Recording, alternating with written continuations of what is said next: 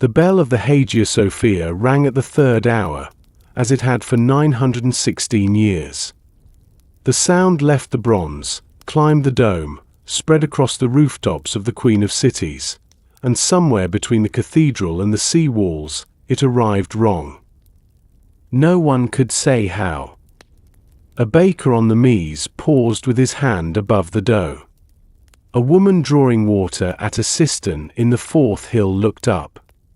A monk copying a manuscript in the Staudios monastery lifted his pen and did not lower it for a long moment. Each of them returned to what they were doing. None of them mentioned it. The city heard it before they did. 1123 years of bells, of footsteps on marble, of imperial processions and quiet funerals, and the city knew the difference between a bell that rang and a bell that announced. This one announced. What it announced, the city did not yet know. It was the spring of 1453. The almond trees along the walls had bloomed early that year. The Bosphorus carried its usual traffic of fishing boats and Genos galleys, and the markets near the Forum of Constantine smelled of olives and salted fish and the cheap wine that came from the vineyards still clinging to the slopes outside the Theodosian walls. Life had the texture of life. But under it, beneath the sound of vendors and hooves and the murmur of a city that had outlasted every emperor who had ever tried to define it, there was something else. A held breath.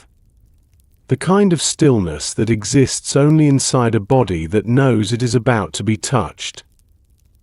To the north, where the land walls met the Palace of Blachany, a small door stood in a stretch of masonry that few people noticed. It was called the Kirche Porta, a side gate, small enough that two men could not pass through it abreast. It had been built into the wall centuries before, for sorties and quiet errands, the kind of door an empire forgets it has, because empires are concerned with great gates. The Kirche Porta was not great. It was practical. And on that spring morning, with the bell of the Hagia Sophia still trembling somewhere in the air, the Kirche Porta was closed. A bolt slid through its iron loops. A guard, somewhere along the walls, would later remember locking it. Or perhaps not remember. Memory, in cities about to fall, becomes an uncertain thing. The Theodosian walls had stood since the 5th century. They had refused 23 sieges. Avars, Persians, Arabs, Bulgars, Rus, all had come to these stones, and all had left them. The walls were not merely walls. They were the agreement between Constantinople and the world, that the world could come, and the world would not enter. Generations of Byzantines had grown up believing this agreement. So had the city itself. But agreements, like bells, can begin to sound wrong without anyone knowing why. That morning, a stonemason climbed onto a section of the outer wall to inspect a crack that had appeared during the winter. He ran his hand along it. It was nothing. A finger's width. The kind of damage walls had always done to themselves and walls had always been told to ignore. He marked the spot with a piece of charcoal, climbed back down, and went to find lime and mortar. The crack would be repaired by sundown. No one would think of it again. The wall would forget. The city would not. Far to the west, beyond the Sea of Marmara, beyond the Aegean, beyond the Adriatic, the great cities of Christendom went about their business. Venice counted its ships. Genoa counted its debts. Rome counted its quarrels. Letters had been sent. Promises had been made. Promises, like bells, travel further than the men who send them, and arrive, often, in a different shape than they began. Constantinople had been asking the West for help for 30 years. The West had been preparing to send it for 30 years. Both of these things continued to be true on that spring morning. Both would continue to be true for 53 more days. To the east, in the city of Edirne, a young sultan was not yet 21 years old. He had been on the throne for 2 years. He spoke 6 languages. He read Caesar and Alexander, and the lives of conquerors who had failed to take the city that he was, even now, beginning to take. His name was Mermd. The city, somehow, had begun to know his name. Not the way one knows a stranger. The way one knows a guest who has not yet arrived. The bell of the Hagia Sophia would ring again that afternoon, at the 9th hour, as it had for 916 years. It would ring, again, wrong. And again, no one would say how. A city is older than the men who live in it. It has to be, or it would not be a city at all, only a settlement waiting to learn what it was. Constantinople had finished learning a long time ago. 1123 years before that spring morning, a Roman emperor had stood on a peninsula between 2 seas and traced, with the point of a spear, the line where the new walls would be built. His advisors had asked him to stop. He was tracing too far. The city would be larger than any city had a right to be. He had answered. The chroniclers preserved the line, though they could not preserve the tone, that he would continue until the one who walked ahead of him told him to stop. No one had asked who that was. The line had continued. That was the first thing the city remembered. Not the founding itself. Cities do not remember their own birth, but the gesture. A man walking, and a line behind him, and the silence of those who chose not to interrupt. In the 1123 years that followed, the line had been tested. 23 times, by the count the city kept of itself. The Avars had come in the 7th century, a horde from the steppes, allied with Persia, certain that Constantinople was a wound that would bleed open if struck hard enough. They had struck. The walls had not bled. The Arabs had come twice in the same century, then again in the 8th, fleets that filled the Bosphorus, armies that pressed against the land walls for months. They had left fewer than they had arrived with. The Bulgars had come. The Rus had come, in their long boats, down the rivers of a continent that did not yet have a name in any of the languages spoken inside the city. They had stood outside the walls and looked at them and gone home. Each siege had left a small mark. A patched section of masonry. A repaired tower. A name added to the litanies of the Hagia Sophia. The walls remembered, in the way walls remember, through what had been replaced and what had not. Some of the original Theodosian stone still stood. Some had been replaced 3 times. The wall was not the same wall it had been. It was the agreement that the wall represented, that the world could come, and the world would not enter, that had remained. The city remembered the year the wall had been breached. 1204. Not by an enemy of Christendom. By Christendom itself. The Fourth Crusade, diverted by Venetian politics and the debts of a Frankish army, had turned its swords on the city it had been sent to protect. The walls had held against the land. The sea walls had not held against the Venetian galleys. For 57 years, the empire had been ruled from somewhere else, by men who did not speak its language and did not understand its silences. When the city had returned to itself, in 1261, it had returned smaller. Poorer. Aware, for the first time, that the agreement was not eternal. Cities, like men, can survive a wound and not forget it. What they cannot do is pretend the wound did not happen. Constantinople had spent the next 2 centuries pretending, or trying to. The processions had continued. The bells had rung at the 3rd hour and the 9th. The emperors had been crowned in the Hagia Sophia and had spoken of an empire that stretched, in liturgy if not in fact, from the Danube to the deserts of Syria. The maps in the imperial archives showed provinces that no longer existed. The treasuries calculated revenues from territories that had not paid tribute in living memory. The fiction was elegant. The fiction was also load-bearing. Remove it, and what stood in its place was a single city on a peninsula, with walls that had been breached once and would, eventually, be breached again.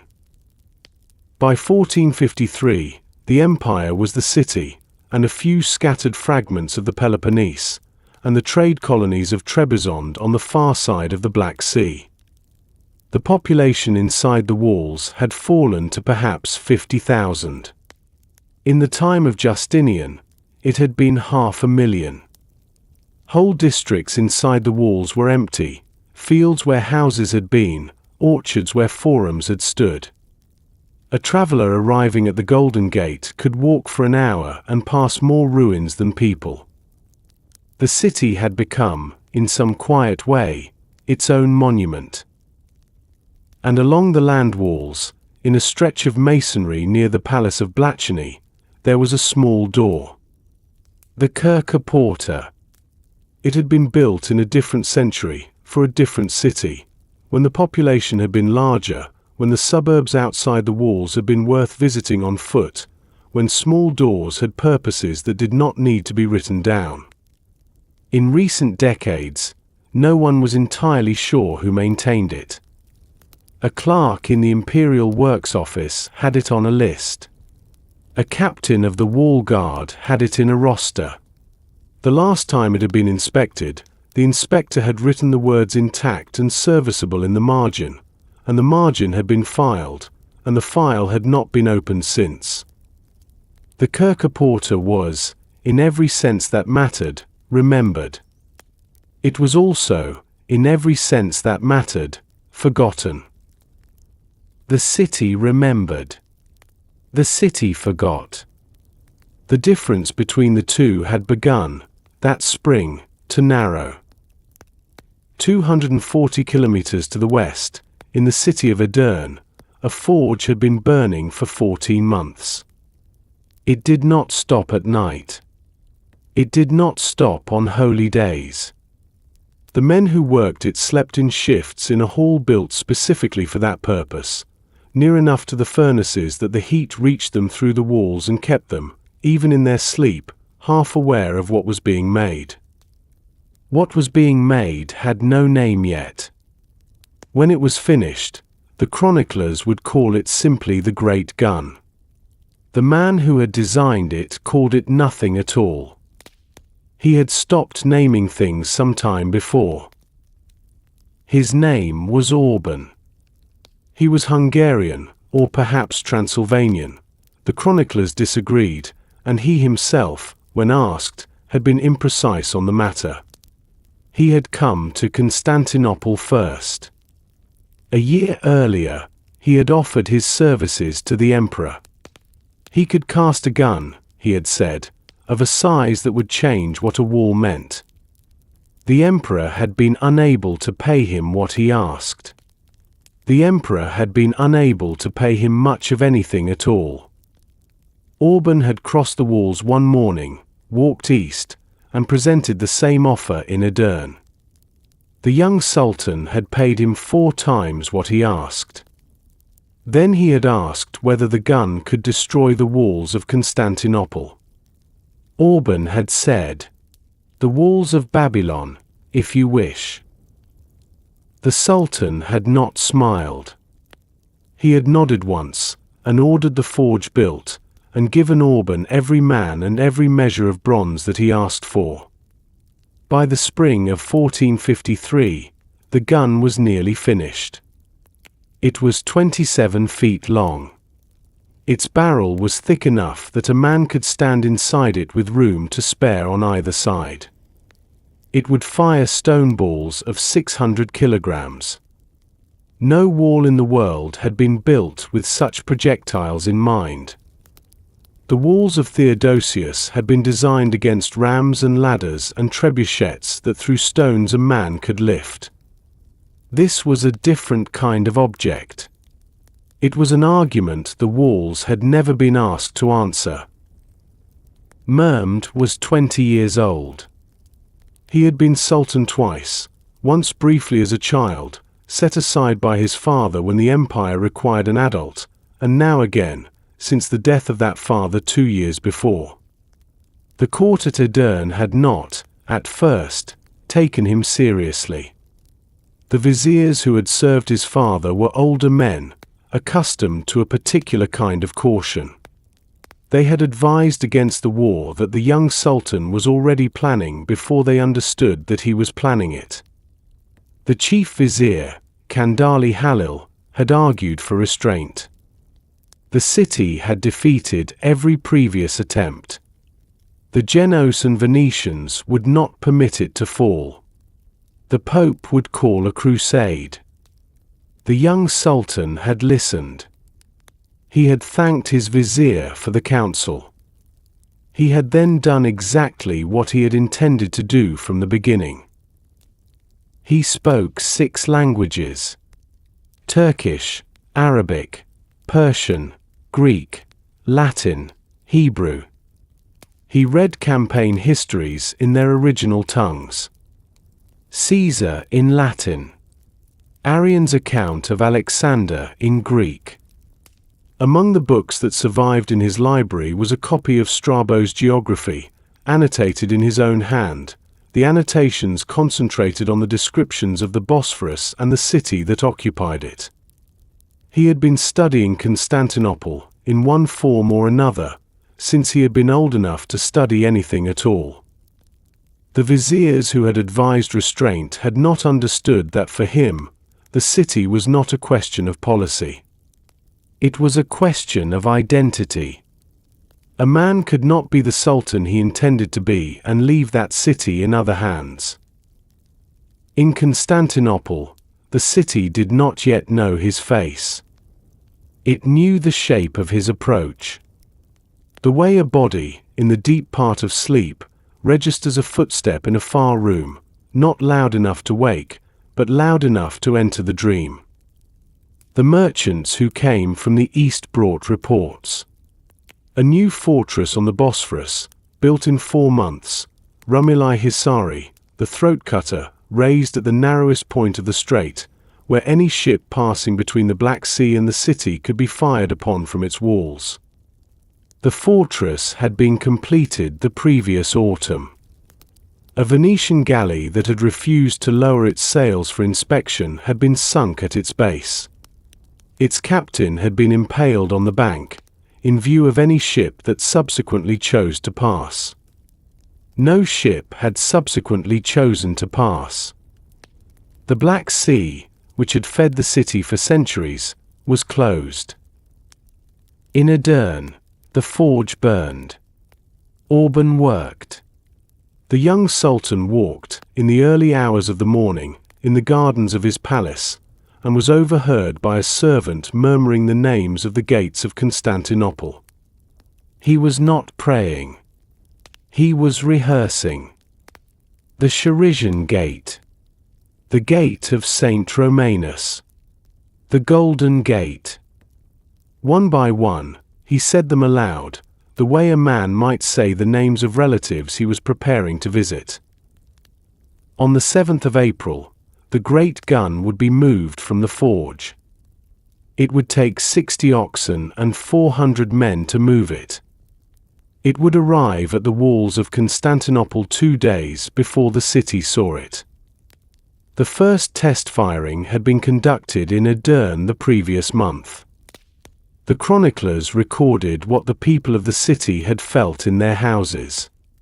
A sound, they said, that did not seem to come from the world. Birds had fallen from trees. Pregnant women had miscarried. The young sultan had stood near enough to feel the heat on his face, and had not moved. When the smoke cleared, he had asked Orban a single question. How many of these can you cast before spring? The answer was 68. In Constantinople, on that same evening, the bell of the Hagia Sophia rang at the 9th hour. 240 kilometers away, no one had heard the gun. But the air over the city, the air the bell moved through, had changed. The sound, again, arrived wrong. A monk in the Staudios monastery, the same monk who had lifted his pen that morning, set it down for the second time. He looked at the manuscript in front of him. He had been copying a psalm.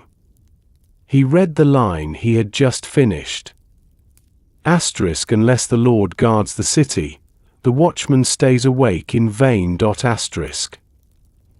Constantine was 48 years old. He had been emperor for 4. Before that, he had been despot of the Morea, a small mountainous fragment of the Peloponnese that the empire still held, where he had spent 2 decades doing the work of a man trying to enlarge something that was contracting around him. He had recaptured Athens for a time. He had rebuilt the Hexamilion, the wall across the Isthmus of Corinth that the ancients had built to defend the south. The Ottomans had broken the wall a few years later. He had begun to understand, in those years, the particular weight of inheriting something that was no longer entirely there. When his brother John died in 1448, Constantine was crowned not in the Hagia Sophia, where emperors had been crowned for 900 years, but in Mistra, a fortress town in the mountains of the Morea, far from the city he would govern. The coronation in Mistra was practical. The coronation in the Hagia Sophia would have required a patriarch, and the patriarch in those years was a matter of bitter dispute between the Greek clergy and the union with Rome that Constantinople had reluctantly accepted in exchange for Western military aid that had not, in fact, arrived. He had been crowned in a small church in the mountains, with a circlet rather than a crown. He had ridden to the city afterward and entered it quietly. There had been no procession. The city watched him arrive. It had watched many emperors arrive. Some had come in triumph, with elephants and captured princes walking before them. Some had come in flight, having lost a battle and a province in the same week, hoping the walls would forgive them what the field had not. Constantine had come the way a man returns to a house he has inherited from a relative he loved, quietly, with an awareness that the house was older than him and would, in one form or another, survive him.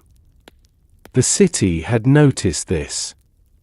Among the things the city remembered about its emperors, the manner of their arrival was not the least important. He had no children. 2 marriages, both wives dead young, no heir. In the years of his reign, the question of his remarriage had become an instrument of diplomacy. Letters had passed between Constantinople and Georgia, Constantinople and Trebizond, Constantinople and the courts of Italy. No marriage had been concluded. The dynasty would end with him. He knew this. The city knew this. Neither of them had spoken of it aloud, in the way that 2 people who share a house do not speak of the things that would, if spoken, change what the house was. In the spring of 1453, he walked the land walls almost every morning. Sometimes before dawn, when the only light came from the watchfires of the defenders and, increasingly, from the watchfires of the army gathering on the plain to the west. He walked alone, or with a single companion, most often George Francis, his secretary, who would later write the only account of those mornings that survived. Francis recorded the small things. The emperor's hand resting on a section of repaired masonry. A pause at a tower from which the Ottoman camp could be seen, and the silence that followed the pause, and the way the silence was not broken by either of them. The city had seen this before. Not the man, the gesture. An emperor walking the walls before a siege had a long history in Constantinople. Heraclius had walked them before the Persians and the Avars. Leo had walked them before the Arabs. The gesture was part of what an emperor was for. What the city recognized in Constantine, that spring, was something else inside the gesture. The other emperors had walked the walls believing the walls would hold. Constantine walked them knowing that they might not, and walking them anyway, because the walking was its own kind of statement, made not to the enemy but to the stones themselves. I am here. I will not leave. Whatever you decide to be, I will be here for it. One morning in early April, he walked further than he usually walked. Past the gate of St. Romanus, past the Charisian gate, past the section where the walls turned to follow the slope down toward the Golden Horn. He passed the palace of Blachany, half occupied, the imperial family having moved most of its quarters to the great palace nearer the center of the city, and continued along the stretch of masonry that ran behind the palace gardens. There, in a section few visitors of the walls bothered to inspect, he passed the Kerkerporta. Francis noted nothing about it. The emperor noted nothing about it. It was a small door. It was closed. He walked past. The city noted it. The city noted every door the emperor passed, that spring, in the way a body notes the rooms a doctor inspects and the rooms he does not. What the city understood, and what the emperor could not yet understand, because no man can understand the room he has not entered, was that the Kerkerporta was, among all the gates of Constantinople, the one that would eventually decide the answer to the question the great walls were being asked. The walls would be tested in their strongest places, by the greatest gun ever cast, and they would, against everything Auburn had promised, very nearly hold. What would not hold was a side door that no one had thought to defend, because no one had thought to attack it. But that was a knowledge for May. In April, Constantine walked, and the city walked with him, and the Kerkerporta, closed, bolted, intact and serviceable in the margin of an old inspection, receded behind them into the morning mist. A small interruption, if you'll allow it. Wherever you are, listening to this, at the end of a long day, or in the quiet hours when the rest of the house has gone still, I find myself curious. What time is it where you are right now? And what city is around you, as you listen to the story of this one? Tell me in the comments, if you'd like. The archive is built, in part, from knowing who is listening. And now, back to the walls. The mist that morning had been thicker than usual. By the time the emperor returned to the palace, the sun had not yet broken it. The city watched him go inside. The walls remained where they had always been. The Kerkerporta remained where it had always been. And 40 kilometers to the west, on the road from Edirne, 60 oxen pulled a load that the road had never carried before. The gun arrived on the 6th of April.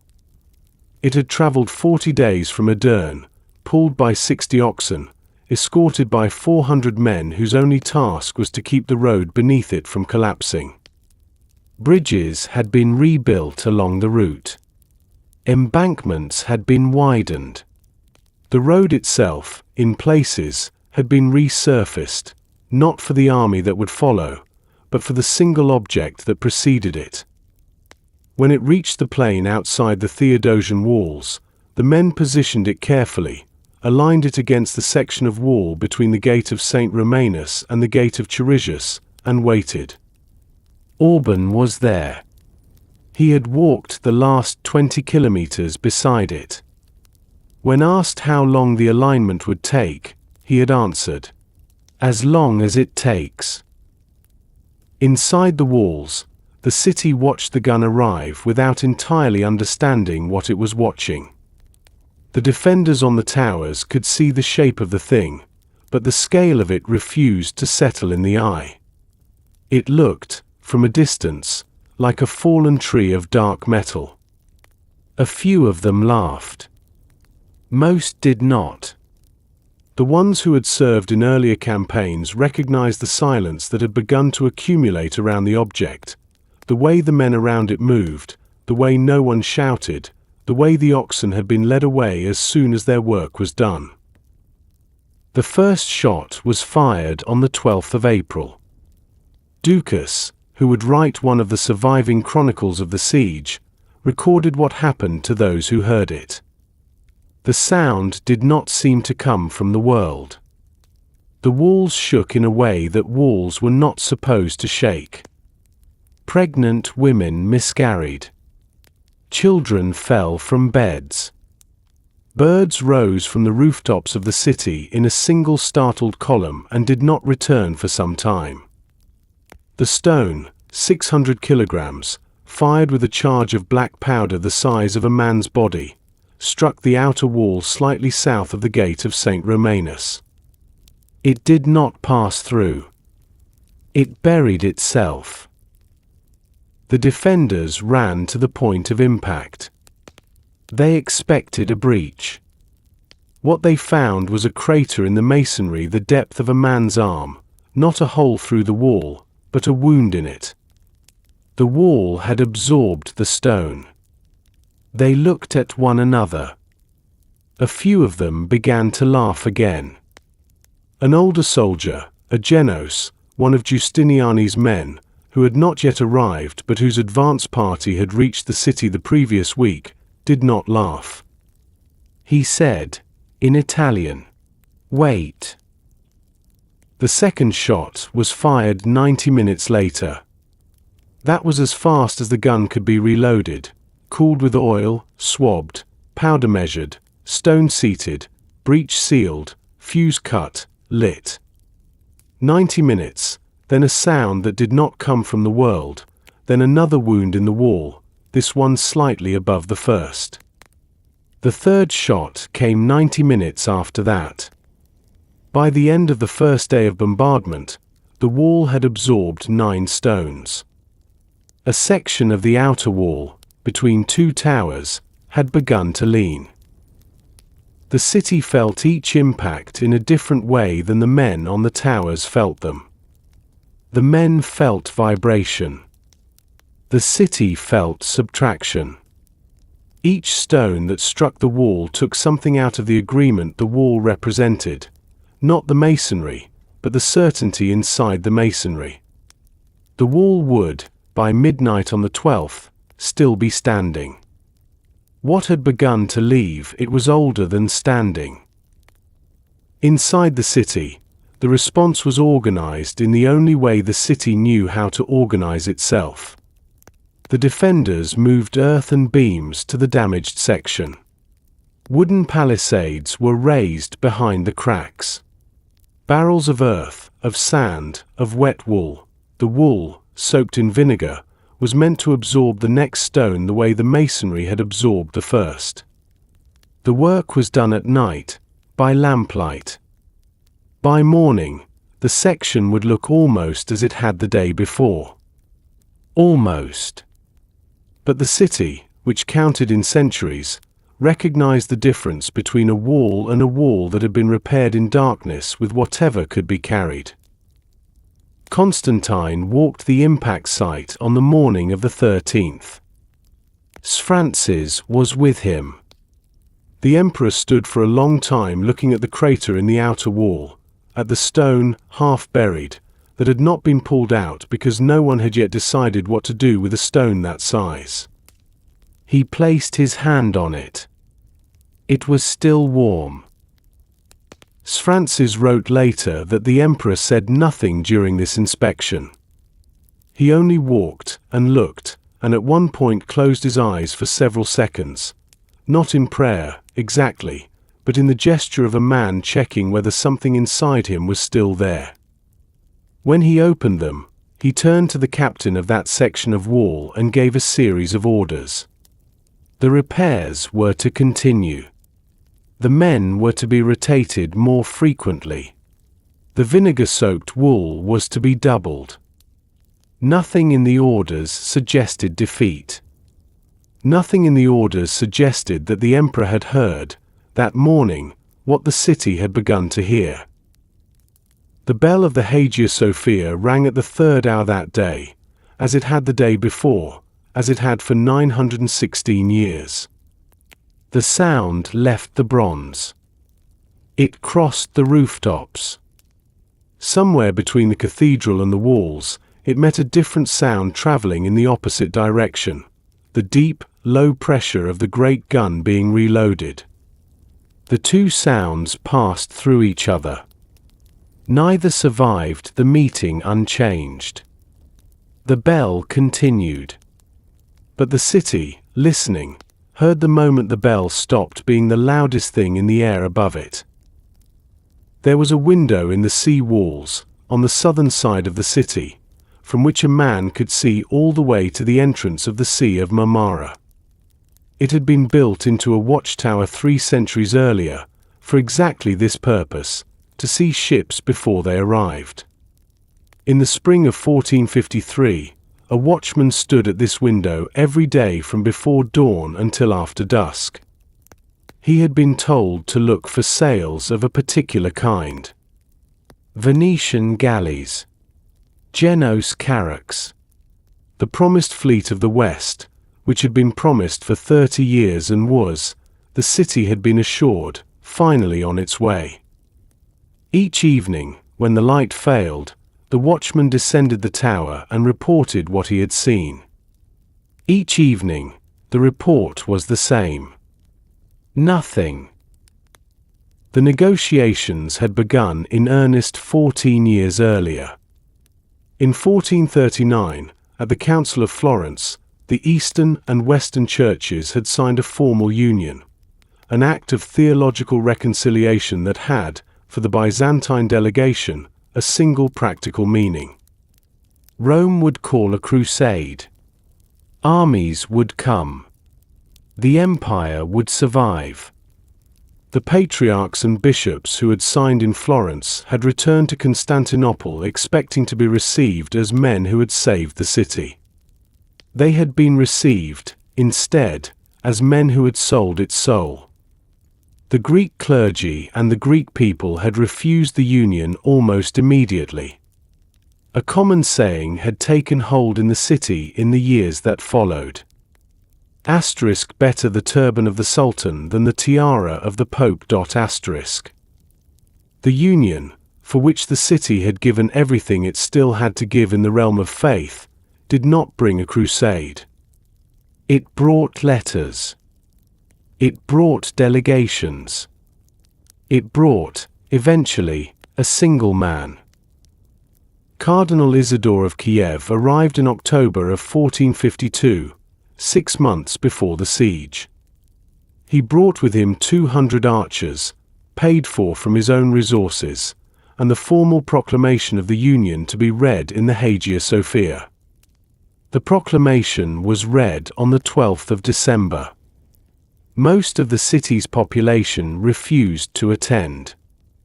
The cathedral, which could hold tens of thousands, was nearly empty. The emperor was there. The cardinal was there. The walls of the Hagia Sophia, which had heard 900 years of liturgy, heard a Latin Mass conducted in a building they no longer recognized. Outside, in the streets, the monk Gennadius, who would, in a different empire, become the first patriarch under Ottoman rule, had nailed a denunciation to the door of his monastery. The city read it. The city agreed with it. The city went home. The fleet that had been promised would not come because the fleet was an argument that had not been won in any of the courts where it would have had to be won. Venice had voted to send aid, 15 galleys, in February, but the galleys had not yet sailed by the time the gun arrived at the walls. Internal disputes over command. Financial questions. The complication that Venice had its own treaty with the Ottomans, a treaty that the galleys would, in their dispatch, violate. Genoa had refused to act as a city, but had permitted its citizens to act as individuals. One of those individuals was Giovanni Giustiniani Longo, who would arrive in late January with 700 soldiers paid from his own pocket and from credit extended on his name. 700 men. Against the gathering army on the plain, 700 men were the entire weight of the Western response. The city accepted them with the kind of gratitude that knows it is accepting too little. Constantine appointed Giustiniani commander of the land walls. The appointment was practical. Giustiniani was a professional soldier, with experience defending fortified positions, and the Genoese understood gunpowder defense in a way the Byzantine commanders, after decades of military attrition, did not. But the appointment was also something else. It was the empire's quiet admission that the walls of Constantinople, in their final defense, would be held by foreigners. The city noticed this. The city did not resent it. Resentment, by April, had become a luxury the city no longer had time for. On the 20th of April, the watchman at the southern window saw sails. For a long moment, he did not call out. He had seen sails before, fishing boats, Ottoman patrols, the occasional merchant who had risked the Bosphorus before the great fortress closed it. These sails were different. 4 ships. 3 Genoese, 1 Byzantine. Loaded heavy, riding low in the water. They were carrying grain, weapons, and a small number of additional defenders. They had been sent from Chios. The Ottoman fleet, 300 ships, anchored at the entrance to the Bosphorus, moved to intercept them. What happened next would be remembered by both sides as one of the strangest moments of the siege. The 4 ships, against 300, broke through. The wind favored them. Their hulls were higher than the Ottoman galleys, which depended on boarding. The Genoese knew the waters, and the Ottoman sailors, many of them new to naval combat, did not. By late afternoon, the 4 ships had passed through the entire Ottoman fleet and reached the safety of the Great Chain across the Golden Horn. The city, which had watched from the sea walls, erupted in something that was almost joy. Bells were rung. A liturgy of thanksgiving was held that evening in the Pantocrator monastery. The city allowed itself, for a few hours, to believe. Murmed, watching from horseback on the European shore, did not believe. He had ridden his horse into the surf to direct the battle, and when the 4 ships passed safely under the chain, he was seen, by witnesses on both sides, to chew the reins of his bridle in rage. The next morning, the admiral of the Ottoman fleet was relieved of command and beaten in front of his men. He survived. The fleet did not lose another engagement. 4 ships had come. The watchman at the southern window returned to his post the following morning, and the morning after, and the morning after that. The sails on the horizon, when they appeared, were always Ottoman. The promised fleet did not come. It had never been coming. What the city had been waiting for, the city had not yet allowed itself to understand, had been waiting in the same place all along, in the gap between what the West had said and what the West had ever been prepared to do. The chain had been there for 750 years. It stretched across the mouth of the Golden Horn, the deep harbor that curved into the city from the north, and was held at one end by the Tower of Eugenius, on the city side, and at the other by a tower in the Genoa suburb of Galata, across the water. Each link was the size of a man's forearm. The chain itself was supported on wooden floats, so that it lay at the surface of the water rather than dragging on the bottom. When raised, it closed the Golden Horn entirely. No ship could enter. No ship could leave without permission. The harbor behind it was, in every functional sense, an interior space, a part of the city itself, protected by water on three sides and by sea walls less formidable than the great walls on the land. The chain had been raised for the first time in the 8th century, against the Arab fleet of Caliph Suleiman. It had been raised against the Rus. It had been raised against the Bulgars and against the Venetians of the Fourth Crusade, though in that case, the Venetians had managed to break it, the only force in 7.5 centuries that had. Since then, it had been reinforced, replaced, and reinforced again. The version that hung across the harbor in the spring of 1453 was newer than most of the city it protected. It had been raised on the 2nd of April, the day Murm's vanguard had appeared on the horizon. It had not been lowered since. Behind the chain, the harbor was full. 26 fighting ships from various Christian powers, Venetian, Genoese, Cretan, Catalan, lay at anchor in deep water. They had been commandeered or volunteered, paid for or persuaded, in the months before the siege began. Their crews lived on board. Their captains attended councils in the city. A few of the larger ships, including a Venetian galley commanded by Gabriele Trevisano, had been integrated into the defense plan as floating platforms, able to move men quickly along the sea walls of the Golden Horn, able to fire on any Ottoman force that approached the chain from outside. The harbor was, in the strategic mind of the defenders, the city's safest space. The chain made it so. The defenders trusted the chain in the way the city trusted the walls. Not as a wager, but as a fact. The chain had held for 7 centuries, minus the one breach by the Venetians, which had required years of preparation, internal betrayal in the city, and a fleet of 70 ships specifically equipped to assault it. Murm had 300 ships, but they were poorly disciplined, recently assembled, and had been beaten by 4 merchant carracks 2 weeks earlier. A direct assault on the chain was unthinkable. Even the Ottoman commanders, in the war council on the European shore, agreed. The chain would not be broken from in front of it.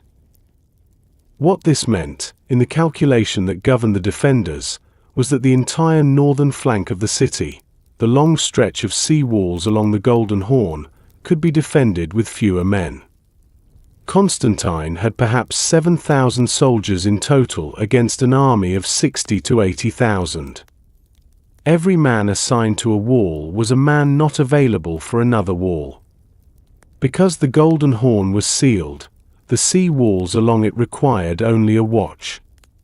The bulk of the defenders, Giustiniani's Genoese, the imperial regiments, the volunteers from the monasteries and the trade quarters, were concentrated on the land walls, where Orban's gun was eating slowly through the masonry between St. Romanus and Cherisius. The chain was not only a barrier. It was a permission. It allowed the city to defend itself in fewer places. Murm walked the European shore at night that week. He was seen by sentries on the Galata side, illuminated by torchbearers, pausing at points along the inlet that runs above the harbor. He stopped most often at a particular ridge, a low hill that rises behind the Galata suburb and slopes down toward a small bay called the Valley of the Springs, on the inside of the Golden Horn. From this ridge, a man could see the chain. He could see the harbor behind it. He could see the slope of land between his position and the water. The sentries who watched him stand there a long time. They could not see what he was measuring. Distance, perhaps. Or weight. Or some other thing for which no instrument existed. In Constantinople, the war councils continued. The chain was discussed in passing, as one discusses a closed door in a house, to confirm it was still closed, and to move on. The defenders' attention was on the land walls, where the bombardment had become daily, where the repairs were holding but barely, where the great gun had been joined by a battery of smaller guns, and the cumulative effect was a slow, daily subtraction of stone. The Golden Horn, in the councils, was named only when it needed to be named. The chain was assumed. The harbor was assumed. The northern flank was assumed. Murmd, on his ridge, was not assuming. He had asked his engineers a question. The engineers had requested a week to answer. The answer would change the geometry of the siege. The chain hung where it had hung for 7.5 centuries. The wooden floats rose and fell with the small swell of the harbor.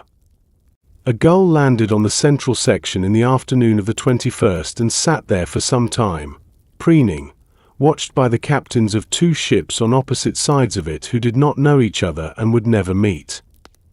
The chain held what it had always held. What the chain had never been asked to hold, what no chain had ever been asked to hold, was about to be asked of it from a direction the chain did not possess. It began at night. The 21st of April, into the morning of the 22nd. The Ottoman engineers had been working for 10 days on a road that did not lead anywhere obvious, a track cut into the slope behind Galata, running from a point on the Bosphorus shore over the ridge and down into the inner waters of the Golden Horn. The Genos of Galata had seen the work. They had reported it to the city. The reports had been received without alarm. A road on a hillside was a road on a hillside. The defenders had walls to repair and a gun to survive. The road, when finished, was greased. Not paved, not gravelled. Greased, with animal fat rendered in the camps and applied to logs laid crosswise across the track. The logs ran the full length of the route, 2 kilometers in total. They had been peeled and oiled until they shone in lamplight. At the lower end, at the Bosphorus shore, a fleet was waiting. 70 ships. Galleys, fusti, smaller transports, the lighter portion of the Ottoman fleet, selected for what they were about to be asked to do. The selection had been made by Murmd himself. He had walked the line of ships at sunset and indicated each one with a single gesture. The captains of those ships had been told to prepare for movement. They had not been told in which direction. The first ship was lifted from the water shortly after midnight. Ropes and pulleys, oxen at the front, men at the sides, hundreds of men, working in coordinated rotation, each one assigned to a specific point on the hull. The ship rose onto the cradle of greased logs. It began to move overland. Slowly. Then less slowly. The grease did what grease does. By the time the first hint of dawn touched the eastern sky, that first ship had reached the crest of the ridge and was beginning its controlled descent toward the inner harbor. The crew of the ship had remained on board. The oars were manned. The sails, in some cases, were raised. The chroniclers, Ducas, Critobulus, the Venetian Barbaro, would all describe the same image, each in slightly different words. ships sailing across land, banners flying, drums beating from the decks, the oars moving in the air as if the air were water. Mehmed had ordered it that way deliberately.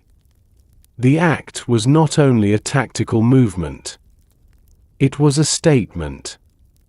It was the demonstration of a sentence the city had not yet heard spoken aloud, that the rules by which Constantinople had been defended for 1123 years were rules of a previous world.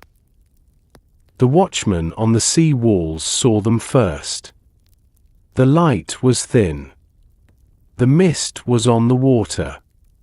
For several seconds, the men on the towers refused to understand what they were looking at. Ships were appearing on a hillside. The hillside did not contain water. The ships were nonetheless moving. One of the watchmen, a young man named Andreas, according to a fragment of a chronicle preserved in a Vatican archive, turned to the man beside him and said, "We are dreaming." The man beside him did not answer. He had already begun to run for the alarm bell. The bell rang. It rang from the sea wall first, then from the Pantocrator, then from a dozen smaller churches along the harbour, and finally, late, because the news took time to cross the city, from the Hagia Sophia itself. By the time the great bell joined the others, the first Ottoman ship was already in the water of the Golden Horn. A second had reached the crest of the ridge. A third was being lifted from the Bosphorus.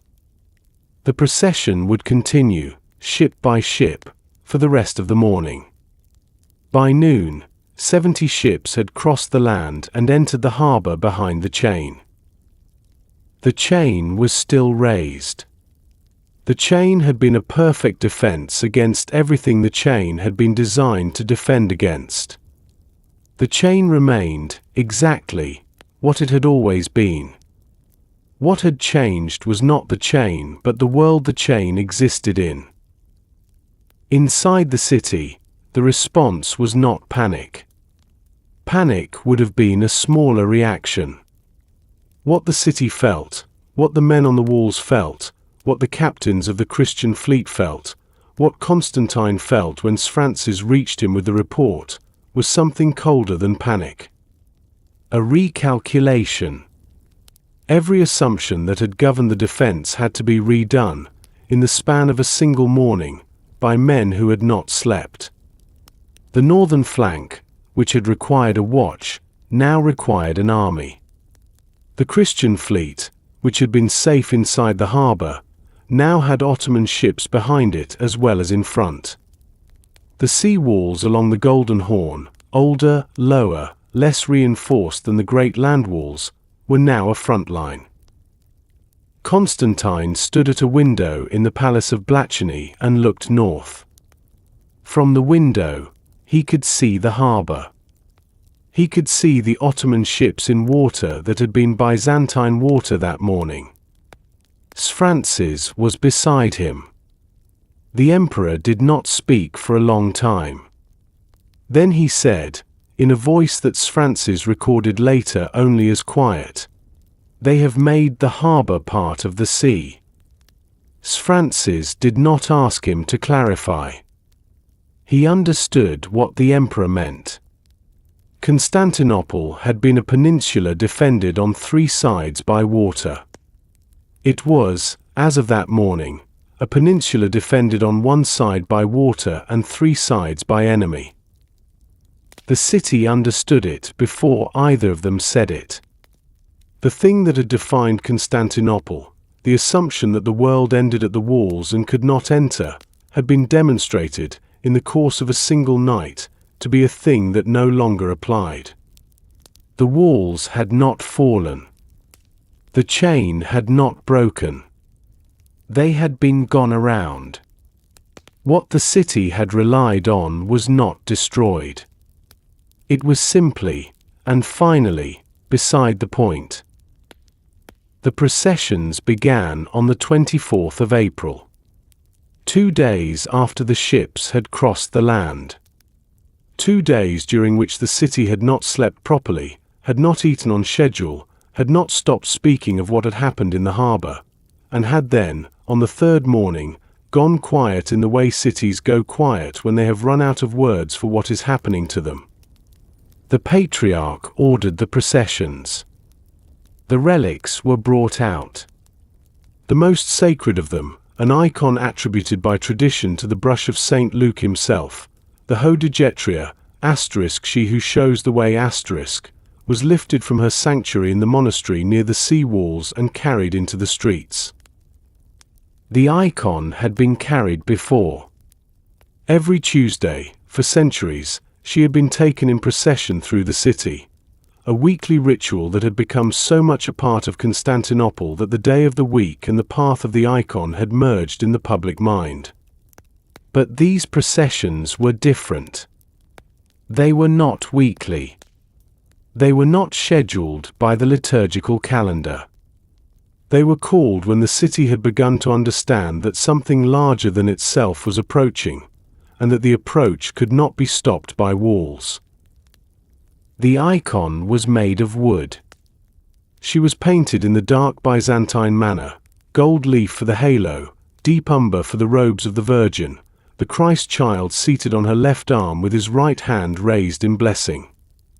She was heavy, for men carried her on a litter of polished cedar. Around the litter walked the clergy in their vestments. Around the clergy walked the people.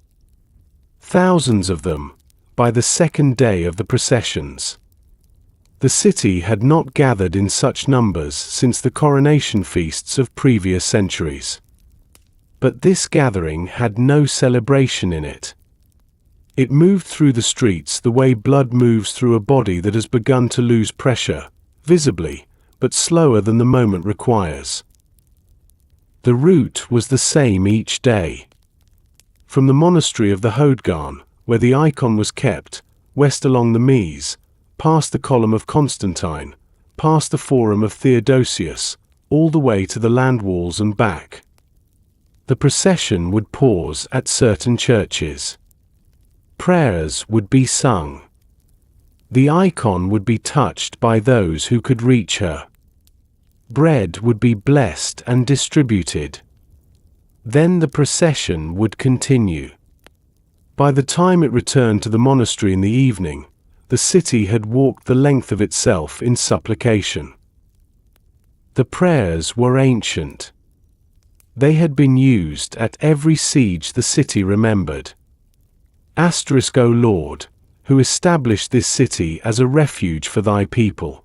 O Lord, who placed within these walls the relics of thy saints. O Lord, who has not abandoned thy servants in any of the days of our distress. The words rose from the procession in a continuous low chant. They rose past the rooftops. They rose past the smoke that hung over the eastern quarters of the city from the bakeries still burning bread for the defenders. They rose past the towers where the watchmen stood. And then they kept rising. This is what the city heard. Not silence. Silence would have been a clear answer. The city heard the prayers continuing upward, into a sky that had become, in some way the city could not have named, an answering star. Not absent. Not closed. Unanswering. A God who heard. Perhaps. A God who had heard for 900 years and was, this April, no longer in the habit of replying. The city had been the most prayed-for city in Christendom for 1,000 years. The processions had brought rain in droughts. The icon had turned back the avars. The relics had broken sieges. The city had reason, by its own long memory, to expect that the prayers would do something. They did not do anything. Ducas would later write, in a passage that has troubled readers of his chronicle ever since, that the prayers in those last weeks felt different to those who said them. Not weaker, not less devout. Different in the way the air felt different, as if the words, after leaving the mouth, were traveling through a medium that no longer carried them with the same speed. An old priest in the Pantocrator monastery, whose name the chronicle does not preserve, was overheard saying to a younger brother that prayer in such times was no longer a request. It was a record. Something to be left behind, so that whoever came after, whoever sifted the ruins, would find evidence that the city had asked. Constantine joined the processions on the second day. He walked in the middle, neither at the front with the clergy nor at the back with the soldiers, but among the people of his city. He was not crowned. He wore the dark robes of a senator, as the imperial protocol prescribed for moments of communal supplication. Francis walked beside him. The emperor did not pray aloud. He moved his lips. Whether he was praying or only counting his breath, no one beside him could say. At the western end of the procession, where it reached the land walls and turned back, the route passed within sight of the section between St. Romanus and Cherisius, the section under the daily bombardment of Aubur's gun. The gun fired during the procession. The procession did not pause. The sound of the impact and the sound of the chant arrived in the air above the city at the same moment. A priest near the front raised his voice slightly, to be heard over the explosion. The people followed his volume. The chant rose by half a tone. The gun reloaded. The chant did not lower again. By evening, the icon was returned to her sanctuary. The doors of the monastery were closed. The clergy went to their cells. The people went home. The city, which had walked itself in prayer for the length of a day, returned to the work of waiting. The watchman at the southern window resumed his post. He saw nothing. The watchmen on the land walls resumed theirs. They saw the campfires of the Ottoman army, which had grown more numerous in the days since the ships had crossed the land. The watchmen along the Golden Horn saw the masts of the Ottoman fleet, anchored now in water that had been theirs. In the monastery of the Hodgarn, the icon rested in her place. She had been carried for a day. She would be carried again. The city, going to sleep that night, was not yet aware of how many times she would be carried, or of the moment, still weeks away, when she would slip from the hands of those carrying her, and what the city, watching, would understand about itself in that moment. By the first week of May, the wall had begun to ask for things. Not in words. Walls do not have words. In the small private language that a structure develops when it is being slowly taken apart and cannot defend itself except by remaining where it was placed. A section near the gate of St. Romanus had begun to lean inward by the width of 2 fingers. A tower at the Pempton, the 5th military gate, had developed a vertical crack from parapet to base. The outer wall, which had absorbed 2 weeks of daily bombardment, was no longer a wall in the sense the city had always understood the word. It was a wall pretending to be a wall. Every night, the pretending was reinforced. Every morning, the pretending was tested again. The work at night had its own rhythm. The bombardment ceased at sundown, the gun could not be aimed in darkness, and the gunners needed the cool hours to swab and rest the bronze. In those hours, the defenders climbed down into the moat between the outer and inner walls, and they worked. Earth was carried in baskets. Beams were lashed in place. Wet wool, soaked in vinegar from the city's vinegar reserves, which had not been intended for war but were being used for war, was draped against the damaged sections to absorb the next day's stones. The men working were not only soldiers. Monks worked. Bakers worked. Women from the western quarters carried baskets. Boys too young to fight ran with messages between the sections. The wall, which had been a thing the city looked at, had become a thing the city held up with its own hands. Giustiniani directed the work. He moved between the damaged sections on horseback, sometimes on foot when the moat required it, and he had developed in those weeks the particular gaze of a man who has stopped sleeping in any way that resembled sleep. The Genos under his command, the 700 who had come with him from Chios, formed the core of the night repair teams. They worked alongside Greek soldiers, Venetian volunteers, and the small mercenary contingents from Crete and Catalonia. Languages crossed in the dark. Orders were given in Italian, repeated in Greek, sometimes interpreted into Catalan or French by men who had ended up on these walls through paths no chronicler ever fully recorded. The wall did not care which language the men spoke. The wall only cared that they kept lifting. What the wall was asking for, in its small private language, was time. Time to settle. Time for the night repairs to cure. Time for the men to sleep. Time was the one thing the city could no longer give. Each day removed time from the supply. Each day, the stones fell faster than the repairs cured. By the second week of May, a careful observer, and Giustiniani was a careful observer, could plot the trajectory. The line of damage and the line of repair were no longer parallel. They were converging. The point at which they would meet had a date, though no one yet named it. Constantine inspected the walls every dawn now, not every morning. The difference was the hour. Dawn was earlier, by some minutes, than the dawns of April.